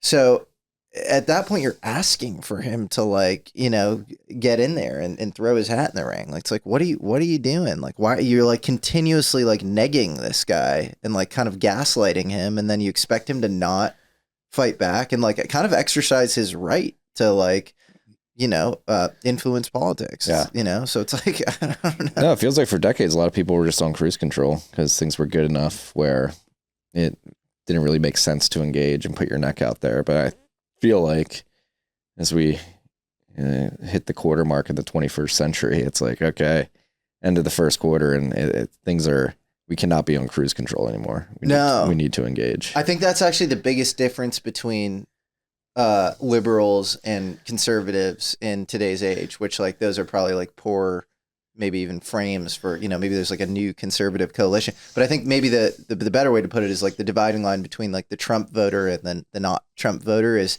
the person voting against Trump is cool with the status quo and thinks that like we're things are fine. And so like you don't want to rock the boat too much. The neocon neoliberal center, so to speak, is like this reasonable, institutional thing that like we need to uphold and like keep going.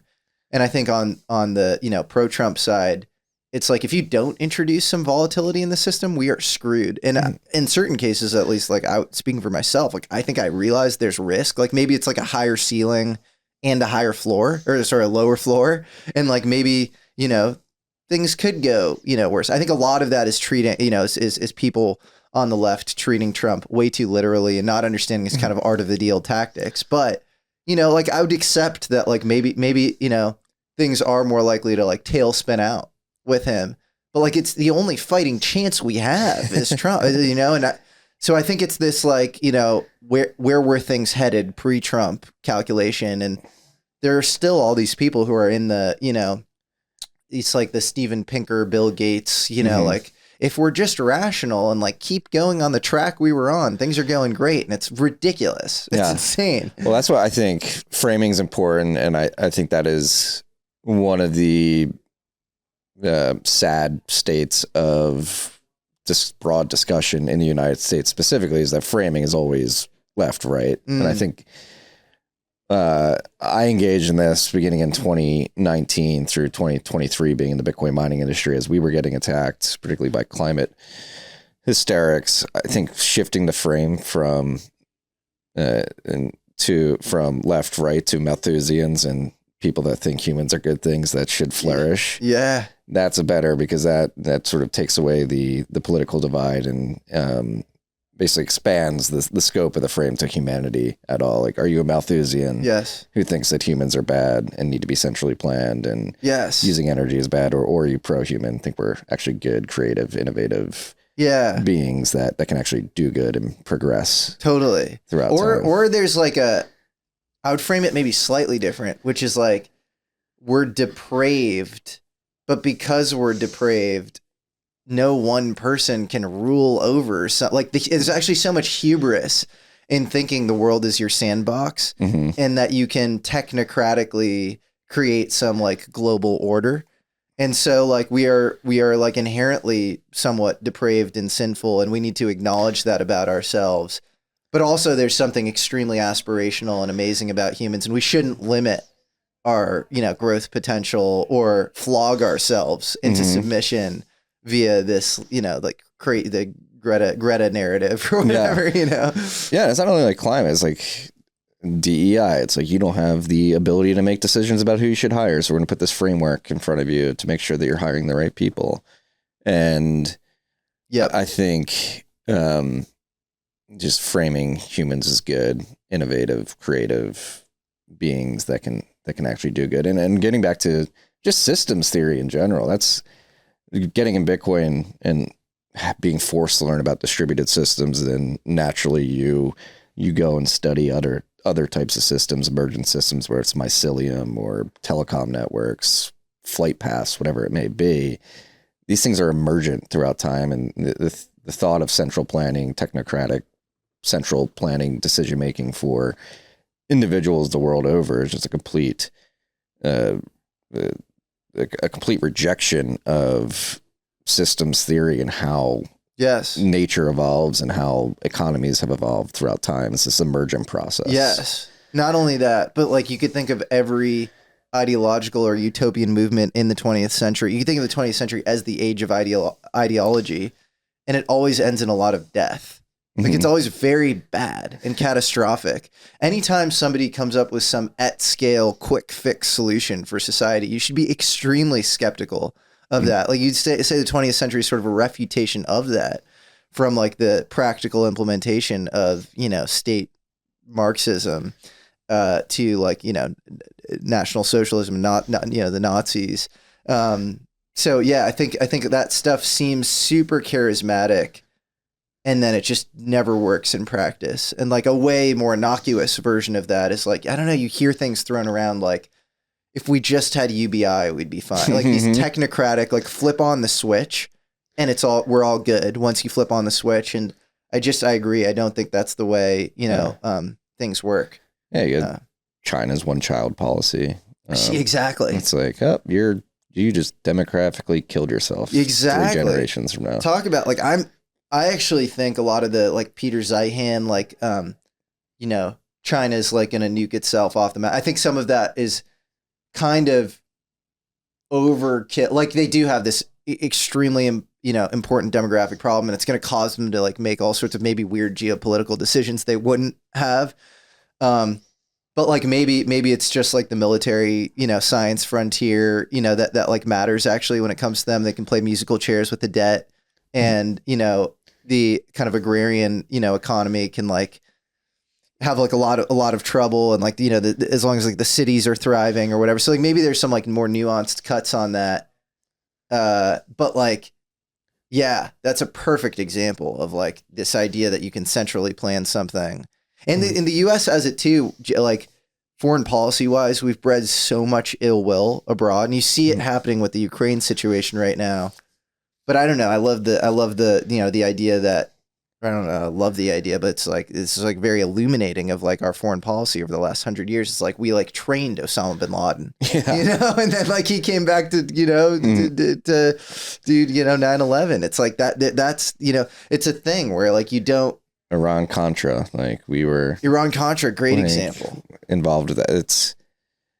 Triple bank shots where like it's like you're this Machiavellian mastermind. They always just blows up in your face. Yeah.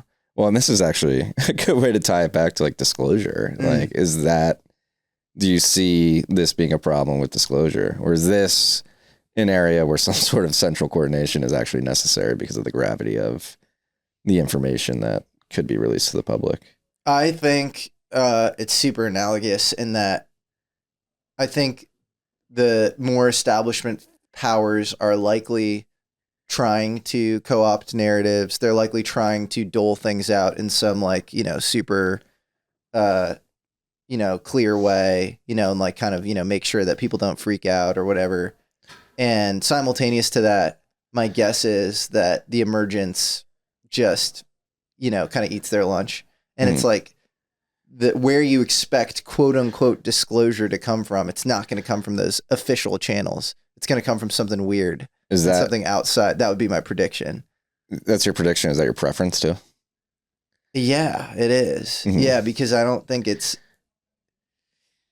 we're talking about like ultimately like ontological truth and like the sacred. And like, I don't think that should be mediated by anybody. Like, I don't believe it in the context of the Catholic Church. I don't think like religion should be mediated. I'm sort of more of like, just experience this stuff for yourself. You don't need anybody to tell you that this is real. Like, go and, use discernment and, run the numbers, read the code. Like, exactly. Yeah. Yeah. And, so I think it's very analogous in that way, for sure.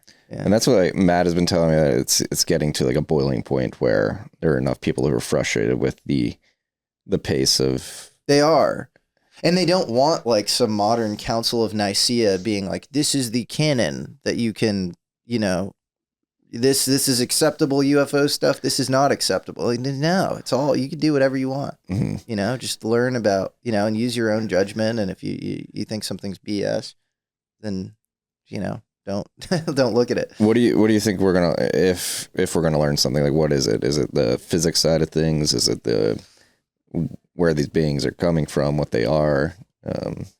It's such a good question. I mean, if things heat up geopolitically, maybe we have some more explicit intervention event.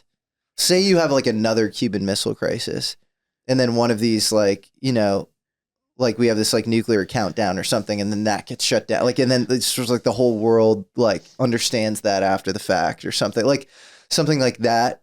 I think is possible given just, we're in a new Cold War and it's a multipolar Cold War. And I think maybe it's less of a threat vis-a-vis China, Russia as state actors, but you have these asymmetric risks and this plausible deniability vis-a-vis other kind of, other actors. Like, look at what's happening in Israel. It's sort of like around Israel, and it's kind of this like proxy war, right? Of like the, bigger powers or whatever. So like maybe something happens where things get very dire and you get some like weird intervention.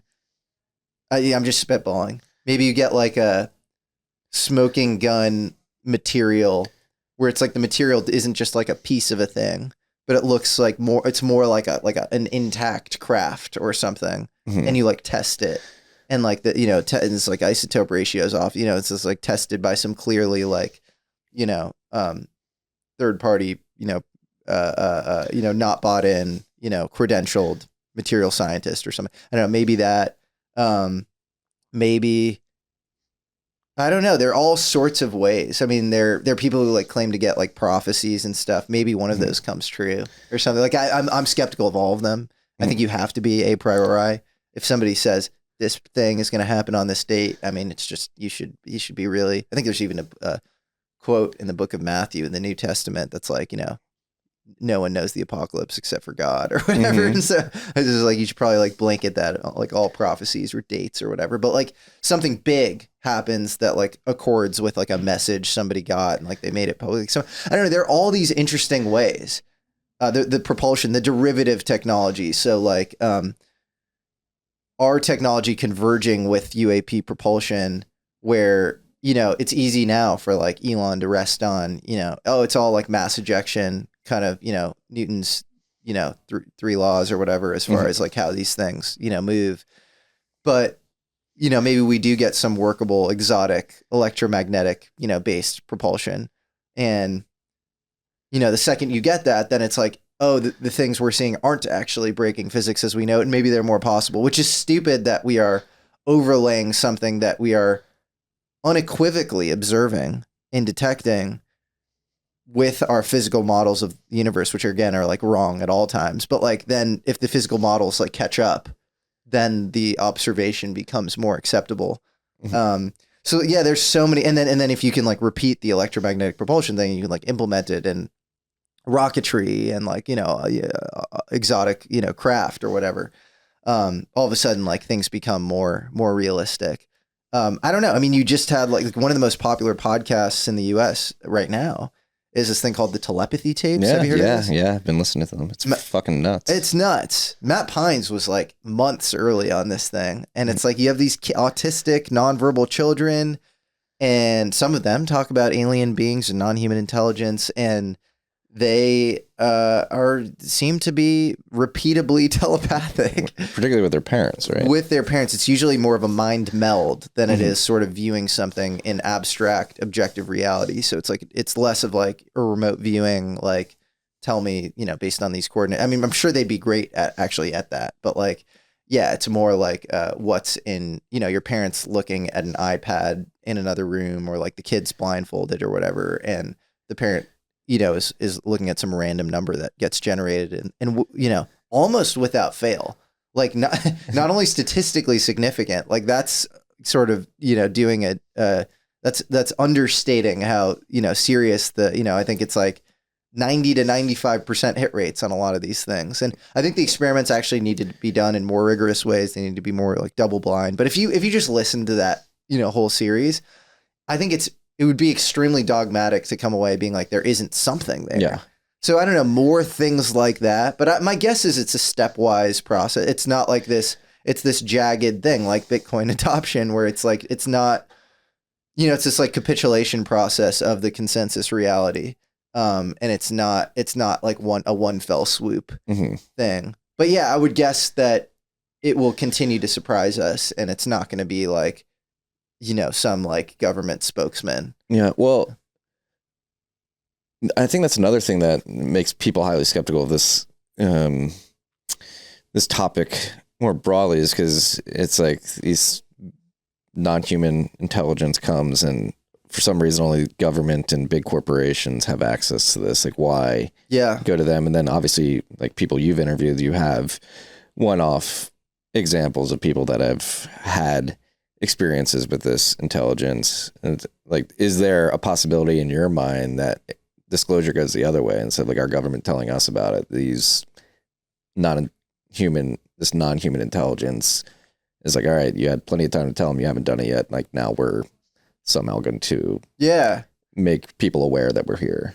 Well, there's a great book called Childhood's End by Arthur C. Clarke, famous, wrote 2001 Space Odyssey, and with Stanley Kubrick. He wrote it was based on his book The Sentinel, but he also wrote the script.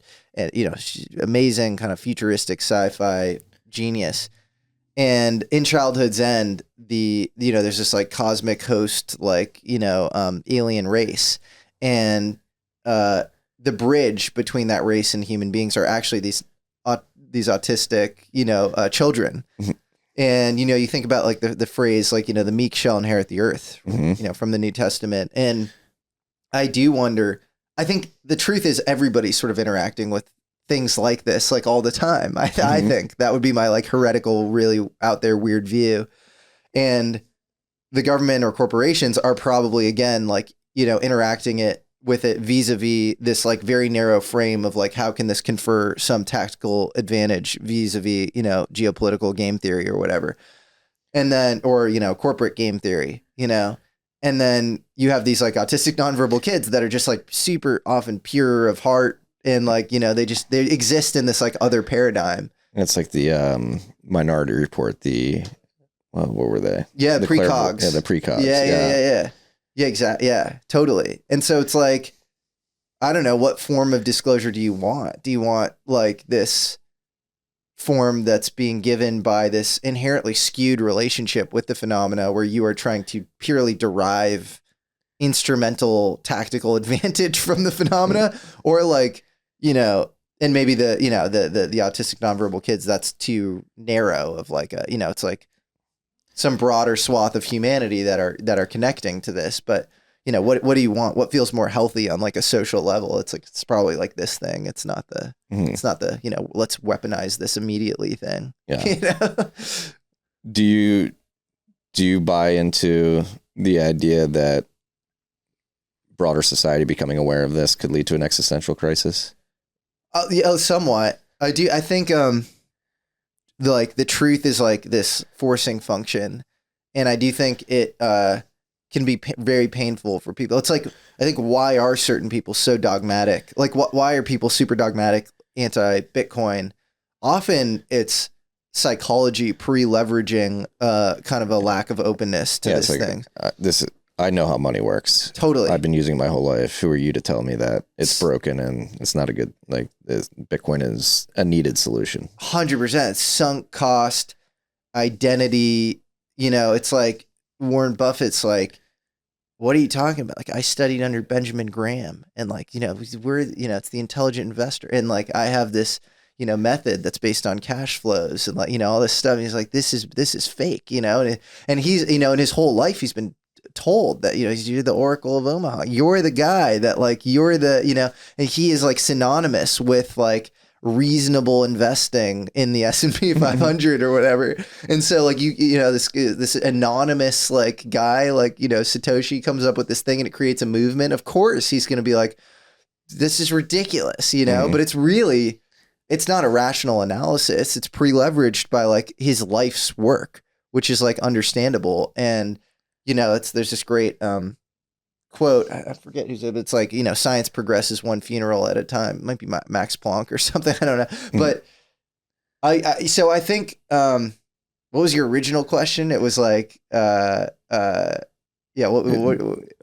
I think, are we going all the way back to like which way is the disclosure going to go? Like from the government to us, or like non-human intelligence to us? So I think, I don't know. I think it's there are going to be a lot of. Well, you were asking. Oh no, existential crisis. Crazy? Yeah, the existential crisis. So I do think there's a lot of like just dig your heels in, like anti, like what do you, and initially I think it messes with people who believe in the religion thing, but then I would say actually you're kind of an atheist materialist and you don't actually believe the underlying thing of the religion thing, because like if you did and you read the Old Testament or New Testament, there's so much weirder than meets the eye, and like it would corroborate there being some sort of phenomenon outside of the scope of like us being happy accidents of consciousness and like, random atoms bouncing around that like emerged into, whatever the, again, Steven Pinker, Daniel Dennett, like bullshit rationalist view of our world is. So, but I think initially, if you're, into the like,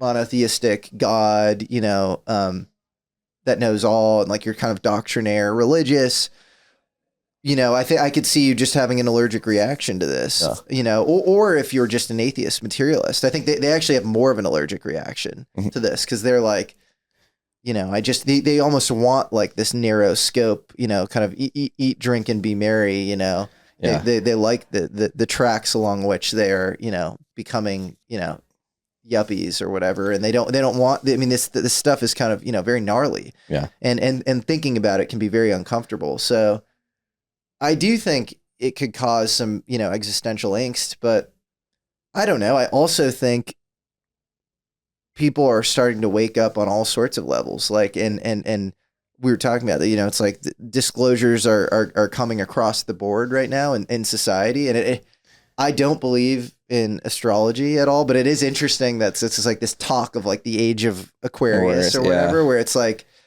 it does feel like hierarchies are being flattened. Ugly truths are coming to light. And like, we're just having to like reconcile with there's something about the pandemic, honestly, that felt like this forcing function where it's like, what? Like the NIH was funding this stuff, which is a fact that we were funding a bioweapon in China, which is like our biggest geopolitical adversary. It's like if we were to fund, the Manhattan Project, in Nazi Germany or whatever. I'm not equating the CCP with Nazis at all, but like, it's like, that was the biggest adversary that, it's a crazy, like, right. Doesn't make any sense. And so like these things are coming to light progressively, like more and more and more. And, I think the UFO thing is just an example of that. It's the example of that, I think like the money bubble is breaking and Bitcoin is like an arb against the money bubble breaking. And then UFOs are like an arb against the reality bubble breaking. And I think that's like if anything, the UFO thing is just a foray. You're just seeing the tip of the iceberg and there's a lot below it. And so that's why it's so subject to co-opting and like narrative control and all sorts of bullshit. But, I do think it's going to come to light, and I think it'll scramble people's brains in a good way. Yeah. I think ultimately it'll be this like kind of hard thing that we have to sort of reconcile with, and I think, it'll accelerate people's growth and, evolution. Yeah, that's what's always perplexed me about why we wouldn't want this information out there.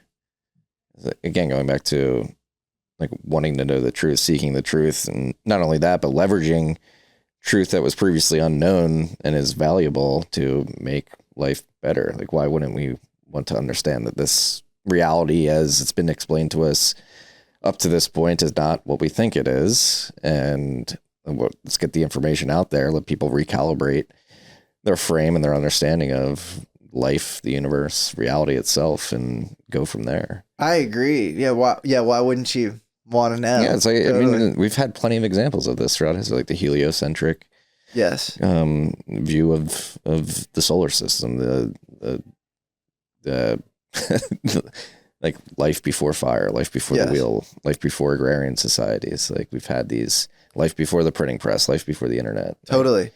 Yeah, exactly. And then you think about it too, and it's like a rewriting of the Copernicus thing is like, I was just with a guy who, he has this like binary star companion theory, and I don't know if I need to like dive into it more to like, see, he has a lot of interesting evidence, and he's talked to a bunch of JPL people, and he thinks that like there's this like periacoidal sort of, this like big gravitational mass that like enters our solar system, every 25,000 years or so, and it, disrupts things, and, has to do with some of the, magnetosphere, issues that the Earth is facing and solar activity or whatever. And again, I would hold that loosely. I don't know, how true it is, but he's gone very deep on it. And so, but anyways, he brought up the fact that Copernicus was hearkening back to this Greek thinker, Aristarchus, who thought all along that the sun was the center of the universe.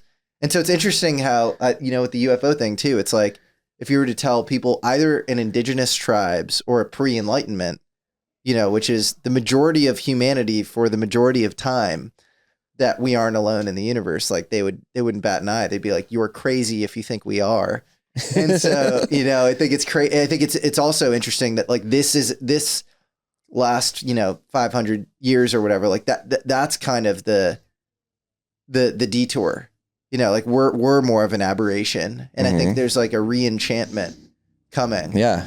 I mean, again, like going back to the parallels a bit, like Bitcoin is just like a reversion to a monetary system that the sound monetary system that humanity leveraged, not the exact same, but similar. Yes. For millennia with gold. And the post 1971 Nixon ripping us off the gold standard is an aberration of human history. Yes. Yeah, totally. It's a great way to put it. It's almost like if you were to insert gold into the information theory paradigm or whatever, like the information technology paradigm, like that's what Bitcoin would be.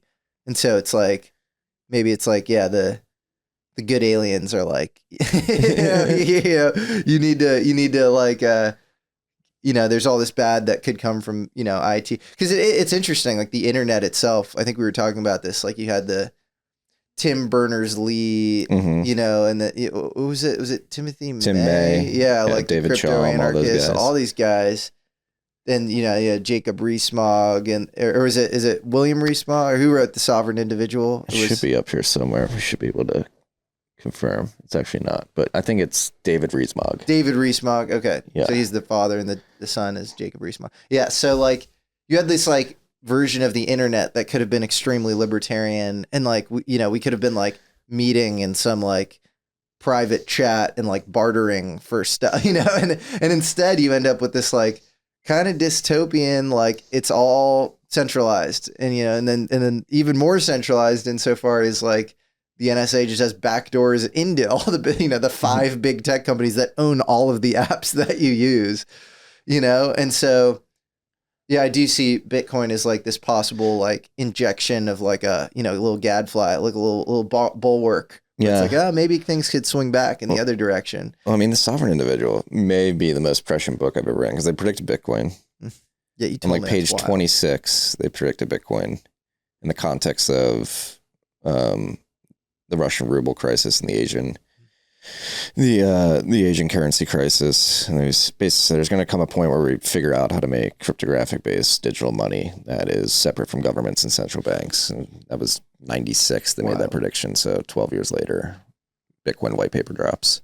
Predicted Trump. They said immigration and the debt situation is going to get to some point where some enigmatic character that is outside the establishment comes to power and really shakes things up. And then even things like Anduril and this drone theme that's been building over the last 10 years. Like you're going to have war is going to evolve from what we have today with the large naval ships and these helicopters, and we're going to get drone warfare, or hopefully not drone warfare, but the ability to use drones as a defensive tech to disincentivize kinetic warfare at the scale that we've seen over the last 100 years. And it's funny, humans are, it's funny having been in Bitcoin for so long and watched the naysayers and the people go build things in crypto. They're extremely impatient. Like these phase shift, these tectonic shifts in society and the technologies we leverage. Like it's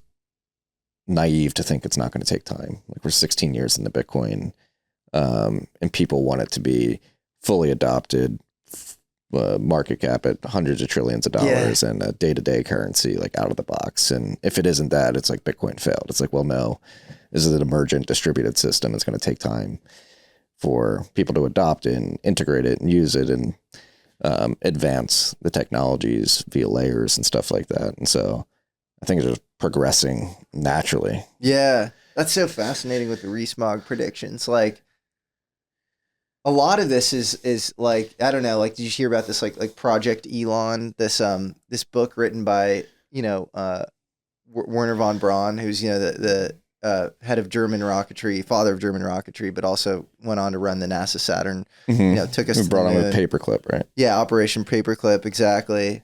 And he wrote, or maybe sorry, it was Project Mars, and Elon was this charismatic guy that would like bring us to Mars or whatever. And like, you have these examples of things in history. There's a book called Wreck of the Titan that was written 12 years before the Titanic. And it was like, the biggest cruise liner, most luxurious in the world. It was the exact same dimensions as the Titanic. There were these blue-blooded elites on board, like the Astors were on board the Titanic. It was like April and it hits an iceberg or whatever. You have all these examples of things that... There's one about like the Trumps too. Wasn't there like a book written a century ago that... It was the time travel adventures of Baron Trump, or the adventures of Baron Trump, and like Dawn, and he like, Yeah. And there's also a movie where Trump, there's a charismatic, guy who then gets accused of fraud by his political opponents, but he comes to town and he says, I'm going to build a wall. And he says, and there's this video on YouTube where he goes, Trump, you're a liar or whatever. And he's like, I'm going to build a wall. And it makes you ask all these like interesting ontological questions about like reality, and like how like it seems like an idea gets converged on slowly in the zeitgeist, and then there's some sort of like wave function collapse, but there's like a buildup like over a long period of time. And that feels like what's happening with the UFO stuff for sure, where it's just been this like long standing sort of thing that, and I think there's a way in which, I don't know, maybe reality itself is like sort of a consensus collapsing function. And like, as far as our epistemology and how it gets shaped.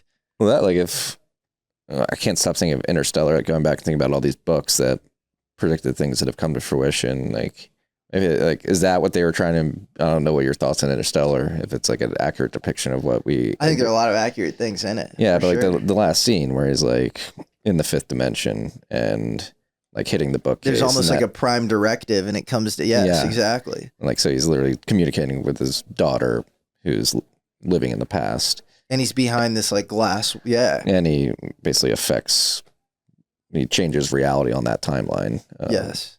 But it's like, in a weakly entangled way. Yeah. Which there's a whole subplot to I don't know how deep you want to go, but it's like the UFO thing being time travel.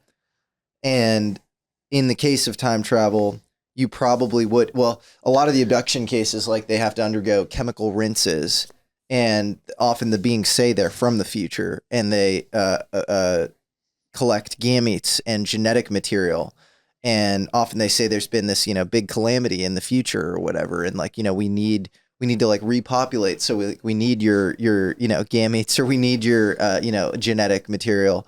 And that's what the Greys seem to like consistently sort of do. So it's almost like it's this like collection process. And you get into these weird ontologies where it's like, do they exist in some sort of trans-temporal dimension? And then they have this like, there are always time warping effects. So there's always missing time.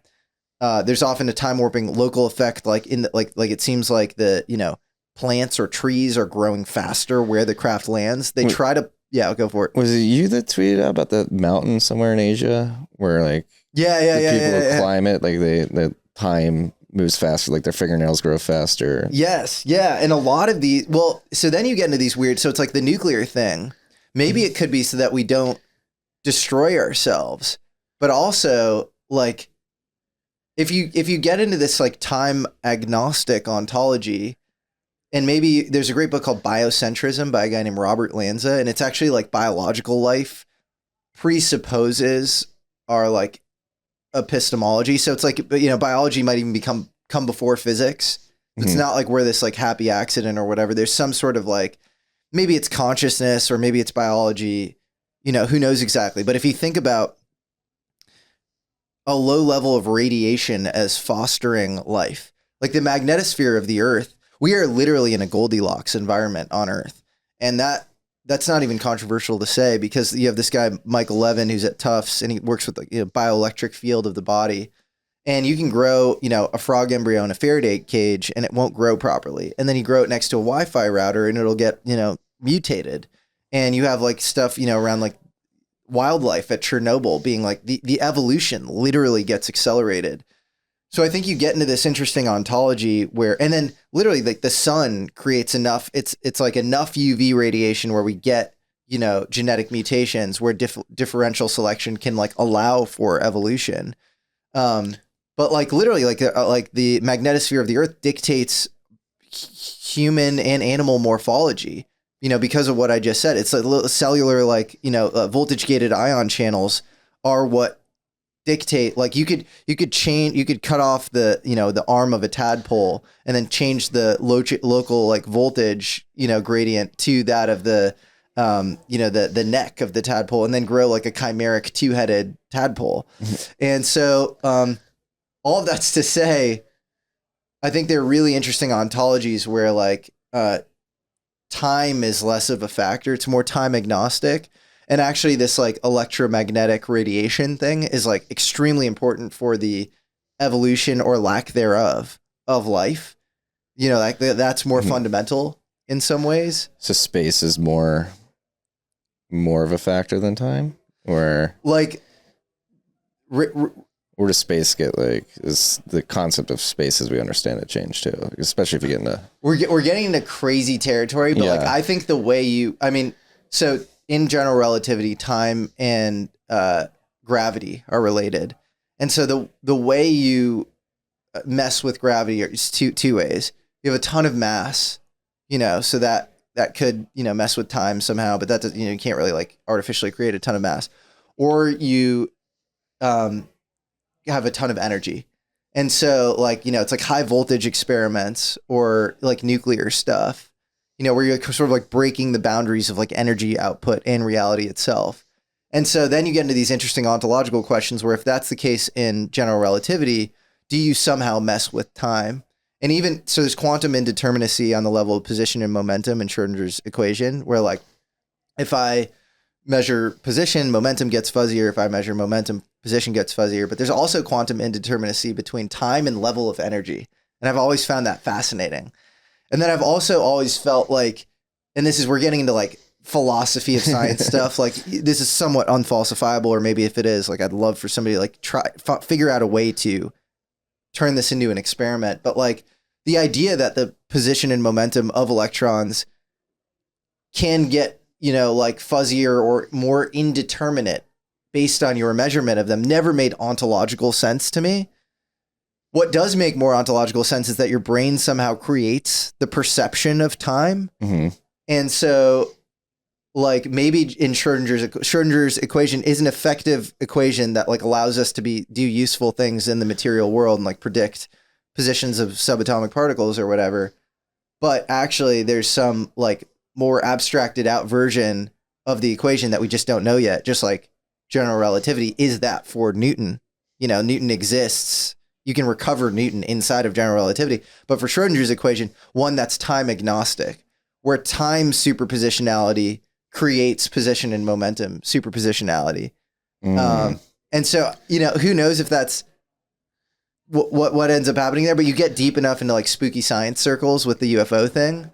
And whatever these crafts are doing, they seem to act like quantum macroscopic objects in that they seem to defy time. And like it's like Travis Walton, this famous, abduction experience in Arizona, it's a great movie called Fire in the Sky was made off of it. Like he grows like a full beard, but it's only in a few days or whatever. And that's a constant trope. It's like you're in this sort of time warped, reality. Yeah. And so right now that might just apply.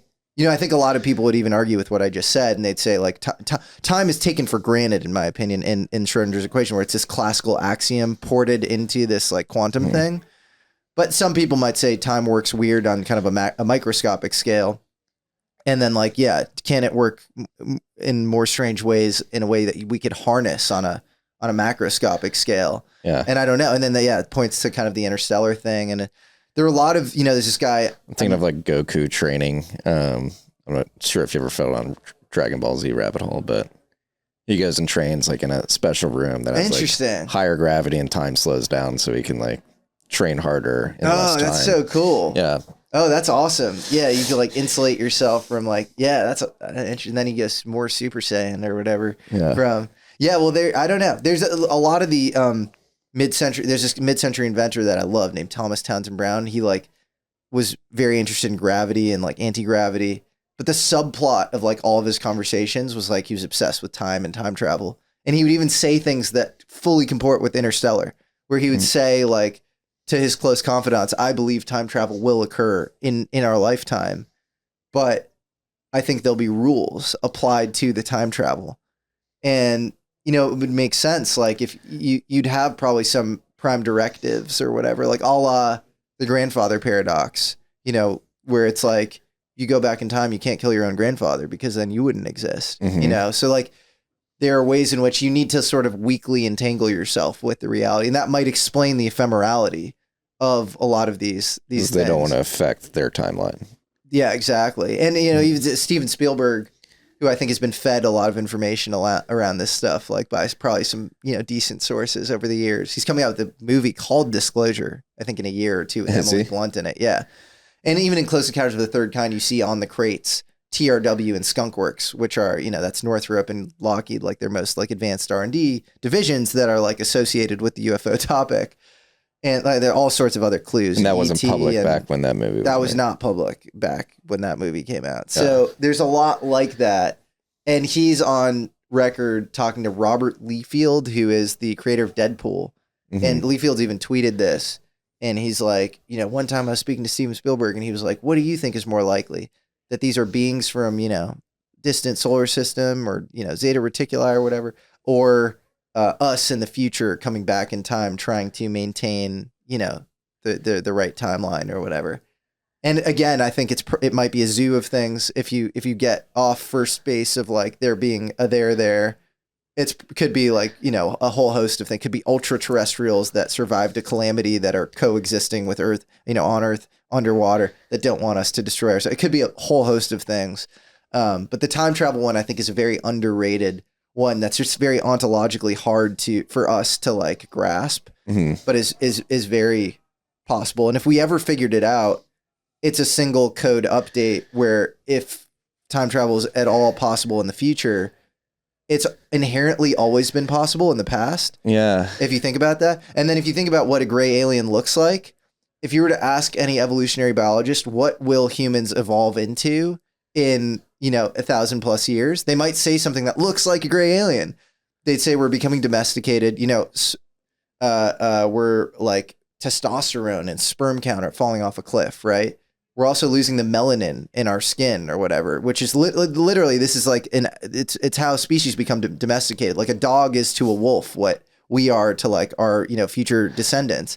There's even a theory it's not a theory, it's an empirically, proven thing. It's called neoteny or paedomorphosis, where your current, the kids of your species look like your descendants, which is all of these gray aliens look like, kind of childlike. Their eyes are slits. We have more screen time. Their ears and noses have become, vestigial because we're not hunter gatherings. They're smaller. Brains are much larger. Obviously, it's all white collar work. Like, the Naval Ravikant. We live in the age of infinite leverage as far as our decision making. You have the telepathy tapes coming out now. We're at the frontier of that. All of their communication seems to be telepathic. If we have anything latent around that existed pre-language, where language was like an opportunity cost trade-off against that, does that just come back? Especially if we need to commune with these like, higher ontological beings. So like all of the observables comport with what it seems like we are headed towards. And then you have the sort of prime directive, weak entanglement, like, missing time. Like you have like all this stuff. And you have Jacques Vallée, who's like, one of the deepest, I think the deepest UFO researcher, like, alive today. And, he was working with, the official Air Force project on this topic, Project Blue Book, with J. Allen Hynek back, who's like the sort of the godfather astronomer on this stuff from Northwestern. And he's come to the conclusion that it's, it might be more time related than space related. And then you do get into these questions of like, once you mess with time, do you mess with space? Like you mess with the, X coordinate, you mess with YZ as well, but yeah. And are the gray aliens coming back and being like, we don't like being gray. Like, make sure you go outside. And yeah. Could it be a warning system? Totally. Yeah. Or they're weirder question, like DARPA right now is, and like advanced, research is looking into like programmable biology and like, how does a cell work? Yeah. You just had somebody on talking about the potential.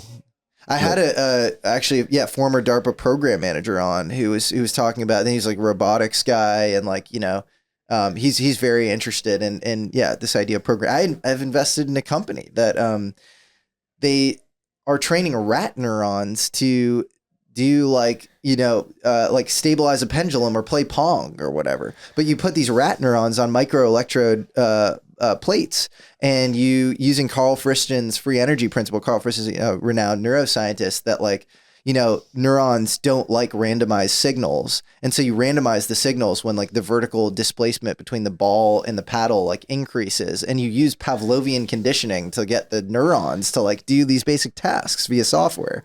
So like, if that's where we're at now, could we have some like anatomical compiler 3D printer of human? And then all of a sudden it's like, you'd send this like von Neumann replicator thing back in time, and like you'd have this AI kit that would nip at the herd, and like every time like a nuke goes out, it would be like, it would sniff that out, and like, or like if somebody reached a certain state of consciousness, it would like, appear to them or whatever, like sway humanity in these like larger teleologies vis-a-vis these like little nodes, these like connector nodes, and then they would spread out in ways that we don't understand because we might be like cellular automata in the system, but in a way that like if you were in a higher dimensional space, you would entirely understand. It's like in the 3-body problem where you're like on a 2D, plate or whatever, and you're getting shot at, and the bullets are creating these holes.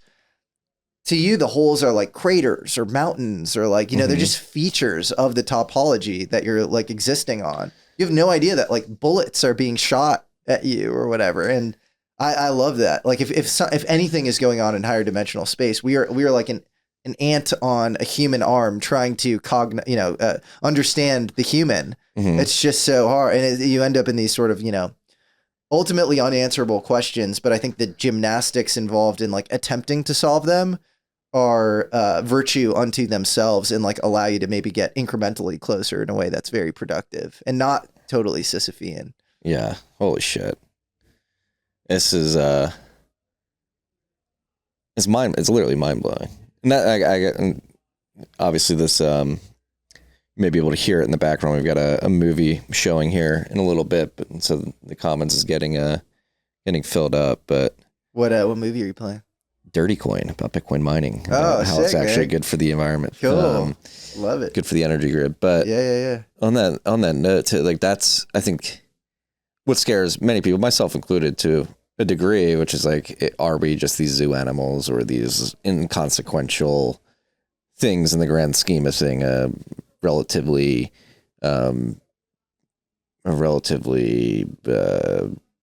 boring and inconsequential species, or is it, like I was saying earlier, is it a process where we're evolving and That would be sort my of bias. getting Yeah. to the point where we can join this broader community in the cosmos? I obviously don't know, but I like the second frame Yeah. better. Yeah. And then is that just some noble mythology? I don't know. Yeah. But that's the one that I don't know. It also, if you take seriously like near-death experiences or ancient religions, it's like, we're in these sort of karmic whirlpool cycles, Mhm. and yeah, you can ascend through, slowly over like many incarnations or whatever. And who knows, who knows if any of this stuff is true, but I like to think that that's more true than the, we're just a zoo, we're just a farm. Yeah. We're just, we're being farmed and going to be slaughtered at some point or whatever. I don't like to believe that. And I don't think that's right. I But think that and simulation theory are like the ones that scare me the most in terms of if they were true. Like, that would suck. well, I think there's a Plato's version of simulation theory vis-a-vis the cave or something. Like there, I think, extremely meaningful versions of simulation theory, and then there's like the nihilistic postmodern version where it's like, oh, you could go play Grand Theft Auto, or like, like there's nothing matters, if God doesn't exist, or if you're in a video game, yeah, you go fuck around as much as you want, which I don't believe, but I think if you're in some sort of low level compressed reality and you're trying to ascend to the next level, I think that's extremely meaningful. Yeah. Like you can manifest, like manifestation as a concept. Like I believe in that. And it's been proven scientifically, like life has this motivation to manifest itself and to perpetuate life. I'm sure you've seen the study, but the study where they put plants in a box and then they had like a light in the box. It was a dark box, but they have a light that was supposed to randomly spin in 4 quadrants of the box. They literally wrote a program, like make sure the light hits the quadrant like at a random rate. But despite that random algorithm that the light was supposed to be touching these quadrants on, they found through observation over time that the quadrant that the plant was in had an overwhelming majority, the light would hit in that quadrant. Yeah. I just heard this. Yeah. It's so amazing. And so that's like an example of like life manifesting despite the fact that it's supposed to be a random probabilistic pinging of each quadrant. The quadrant that life is in attracts the light. And life, we already know, like heliotropy, like plants grow towards the sun, but life affecting its local environment, like literally affecting an unconscious machine. Mm-hmm. That breaks our reality right there. And I think even more like fundamental, less abstract version of that is these random event generators, where you take something that's provably random or we think of as conventionally random in quantum mechanics, and then you tie it to these like binary computers, and then you try to skew the output towards, it's a perfect digital coin flip, because it's like, over a long enough time scale, you should get the same amount of ones and zeros within some standard deviation that you expect. And you try to skew it towards ones or zeros. And I think in a statistically provable way, you have institutes like the Princeton Engineering and Anomalies, research lab, who have a close friend that like worked at for a decade. They have tons of data that you can actually do this. And then of course manifestation is real, because I think it's where physics went wrong. It's like we cut it off at consciousness. And John Wheeler and certain people who got into like observer dependent, universe or whatever, but he never went as far as like the parapsychology people, where it's like, no, you're actually collapsing the wave function with your intention or your mind in some way. And the crazy thing is, if you actually go back to the early quantum field theorists, who we should listen to more than like, I'm a fan of like Sean Carroll and like a lot of these pop quantum mechanics people, but like, I think we should listen to, von Neumann over him and like Schrodinger over him. They were all super into consciousness. And at times in all of their careers, they flirted with the mind being the collapser of the wave function, not it just being this quantum measurement device. So for us to like dogmatically, that's incredibly empowering. it is, man. It is. Yeah. Totally. And I don't think it's totally this complete, goosebumps, pick your path, pick your reality. Or maybe it is like goosebumps where it's like maybe pick among a set amount of scripts. Like, I don't know. Maybe it's not like complete infinite superposition, but there's something about manifesting that I think it can devolve into escapism. And if it's not done in like the right kind of, you're not heart centered, or like you're doing a thing for the wrong reasons, or it's kind of an arbitrary thing that's not actually meant for you. It can kind of backfire. Yeah. But I also believe it's like fully real. Like, I don't know, you've probably experienced it in your life, right? Yeah. Like, Yeah, I mean, I think when I started this media company, I was in 2017 when I started writing about Bitcoin for friends and family. At that point, I was 25. I just turned 26, actually. For like 18 months leading up to that, I was unemployed. Like I started at a hedge fund and hated the VLOOKUP lifestyle and decided to like learn more about tech and moved to New York and was with my wife was my girlfriend at the time, but actually we got married right before I started writing, but it was like back against the wall, like not able to sort of, and it was almost intent. Like I always hated having a boss. I really never liked the conventional jobs that I had, but like, at that point, back against the wall, like I need to get a job, and sort of the serendipity of where Bitcoin price was and people looking to learn about it. And then I think for the longest time in Bitcoin, I had imposter syndrome where it's like, who am I to educate people about this? But I was like, you know what? I can do it. And I'm going to go start doing it with this newsletter. And then got confident there. I was like, I think I can do more, and led to this. And that ultimately led to starting that mining business, led to 1031 and the concept of like just doing things. Like I think I applied that to my life at least over the last 8 years, and have sort of manifested this reality that I'm extremely happy with. So cool, man. And within that journey, was there anything like a synchronicity where like you had a premonition that you'd like encounter a person or like do a thing, and then that thing just happened? I think when the big break for this show is Jack Dorsey came on in like 2019. And I think I'd always, when he first announced like Cash App getting into Bitcoin, like in 2017, I was like, I'm going to get him on the show one day. And like, it happened 2 years later. Yeah. But you kind of just knew it. Yeah. I love that. You kind of like feel something. You're like, I think that's going to happen. Yeah. And there was something like, this would not exist without Twitter. Twitter is for me where I absorbed all the information and created all the connections through DMs. And it was sort of like, in my mind, that sort of collision of Jack and I being on the show and we've become friends was sort of manifest, and like I got to make that happen at some point. It's pretty amazing, man. I'm cool. I'm excited to see where it goes. I think there's a lot of interesting momentum in Bitcoin world right now. So. I mean, and likewise, conversely with what you're doing, it's infinitely fascinating. Let's see. It's it's a crazy time. I think it's just accelerating. So we'll see. We'll see where it lands. But optimistic though. Ultimately, I think there's going to be a lot of bullshit. Yeah, maybe near term, but I think long term, I'm super optimistic. I think it's something you can't, fully.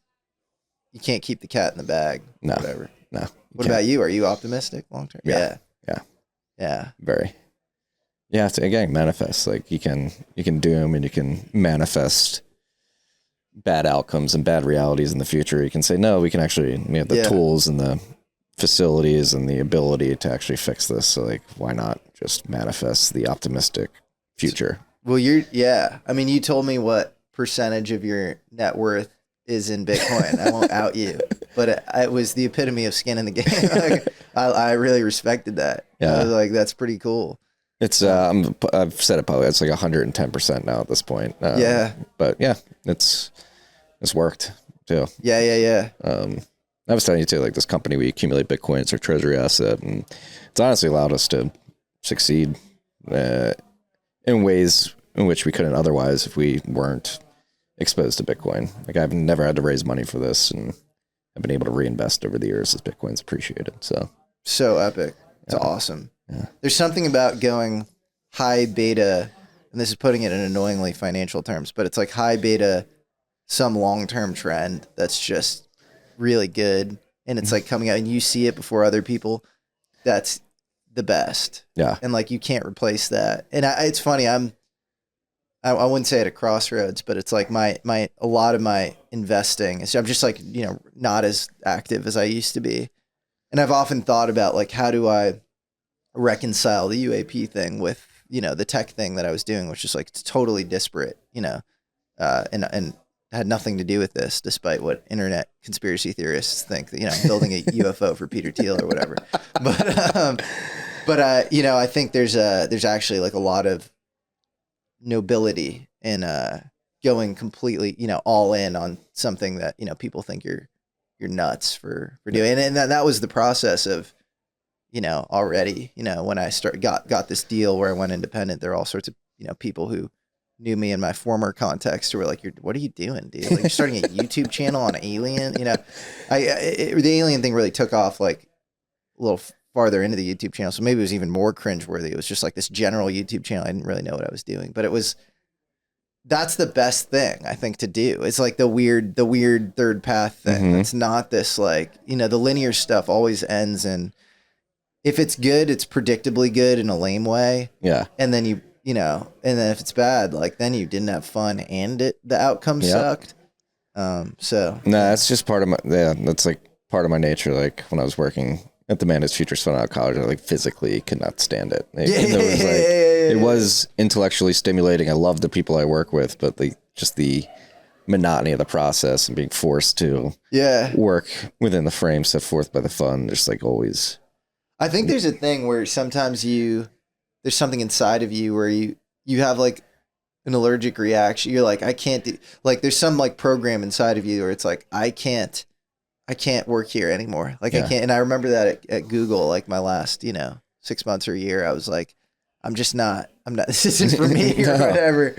And, it's like, it was like that, one of the first scenes in Fight Club where it's like this dreary, like, window pane through which you're seeing the world. Like you walk, I'm like, what the fuck am I doing here? And they like the corporate sycophanty people make you feel crazy. Mm-hmm. Like, they're like, well, I wrote a one pager and I did this thing and then blah, blah, blah. And they're like, can you, go to this all hands to do this, blah, blah. And I'm like, what are you fucking talking? What is it? None of this means anything. It's the second Friday of the month. We got pizza. Yeah. They're pumped about that. They are fired up to go to like the Salesforce conference with the briefcase and talk to the one person and their stock option. They're always talking about their stock options and credit card points and shit. And then I'm like, am I defective? Like, what's wrong with me?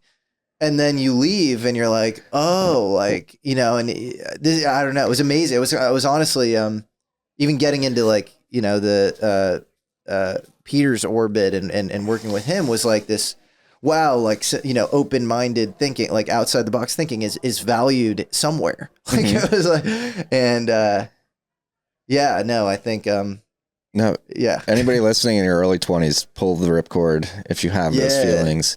Like even when I was unemployed for that, so I left finance, learned about tech because that's when the app explosion was happening, social media was happening, really coming into its own, and took some shitty software sales jobs, one of which I quit on a whim because I couldn't take it anymore. I was like, I'll get a job in 2 weeks. Turned out to be 18 months. But even during that 18 months, like it was stressful times. Luckily, I'd saved up some Bitcoin. So it wasn't poor. But I spent that 18 months like skateboarding and just like thinking about what I wanted to do, learning more about Bitcoin and I think that's the best. Develop that confidence to begin writing about it. Yes. Well, I think it's like sometimes when you extract yourself from everything, the entire rat race, what's meant for you always comes back.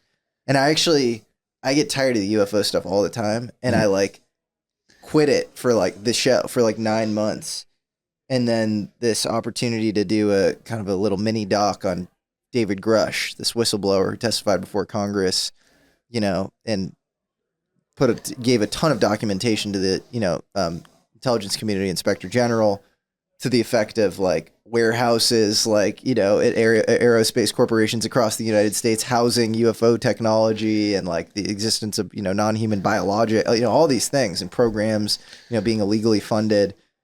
And it felt like it came back in this super serendipitous, like sometimes if you leave, you know, the tracks, what's meant for you will come to you. And I feel the same way about how I met, you know, Peter Thiel. Was super organic and serendipitous, and, you know, I sort of cold reached out to him. And I think things like that, those little inflections happen when you give yourself the space.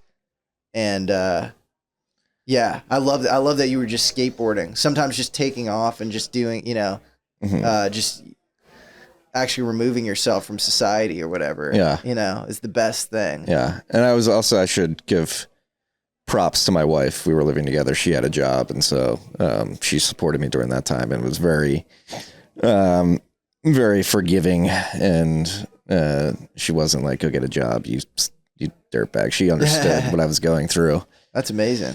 And I think she's at the point where we have 2 kids, third on the way. She doesn't have to work, and I think we're developing a really cool life, which is sweet. That's amazing, man. Well, I'm pumped, and I'd love to come to whatever Bitcoin things you do here. Yeah, we got things going on here every month, so cool. You got to come by more often. I'd love to. Yeah, man.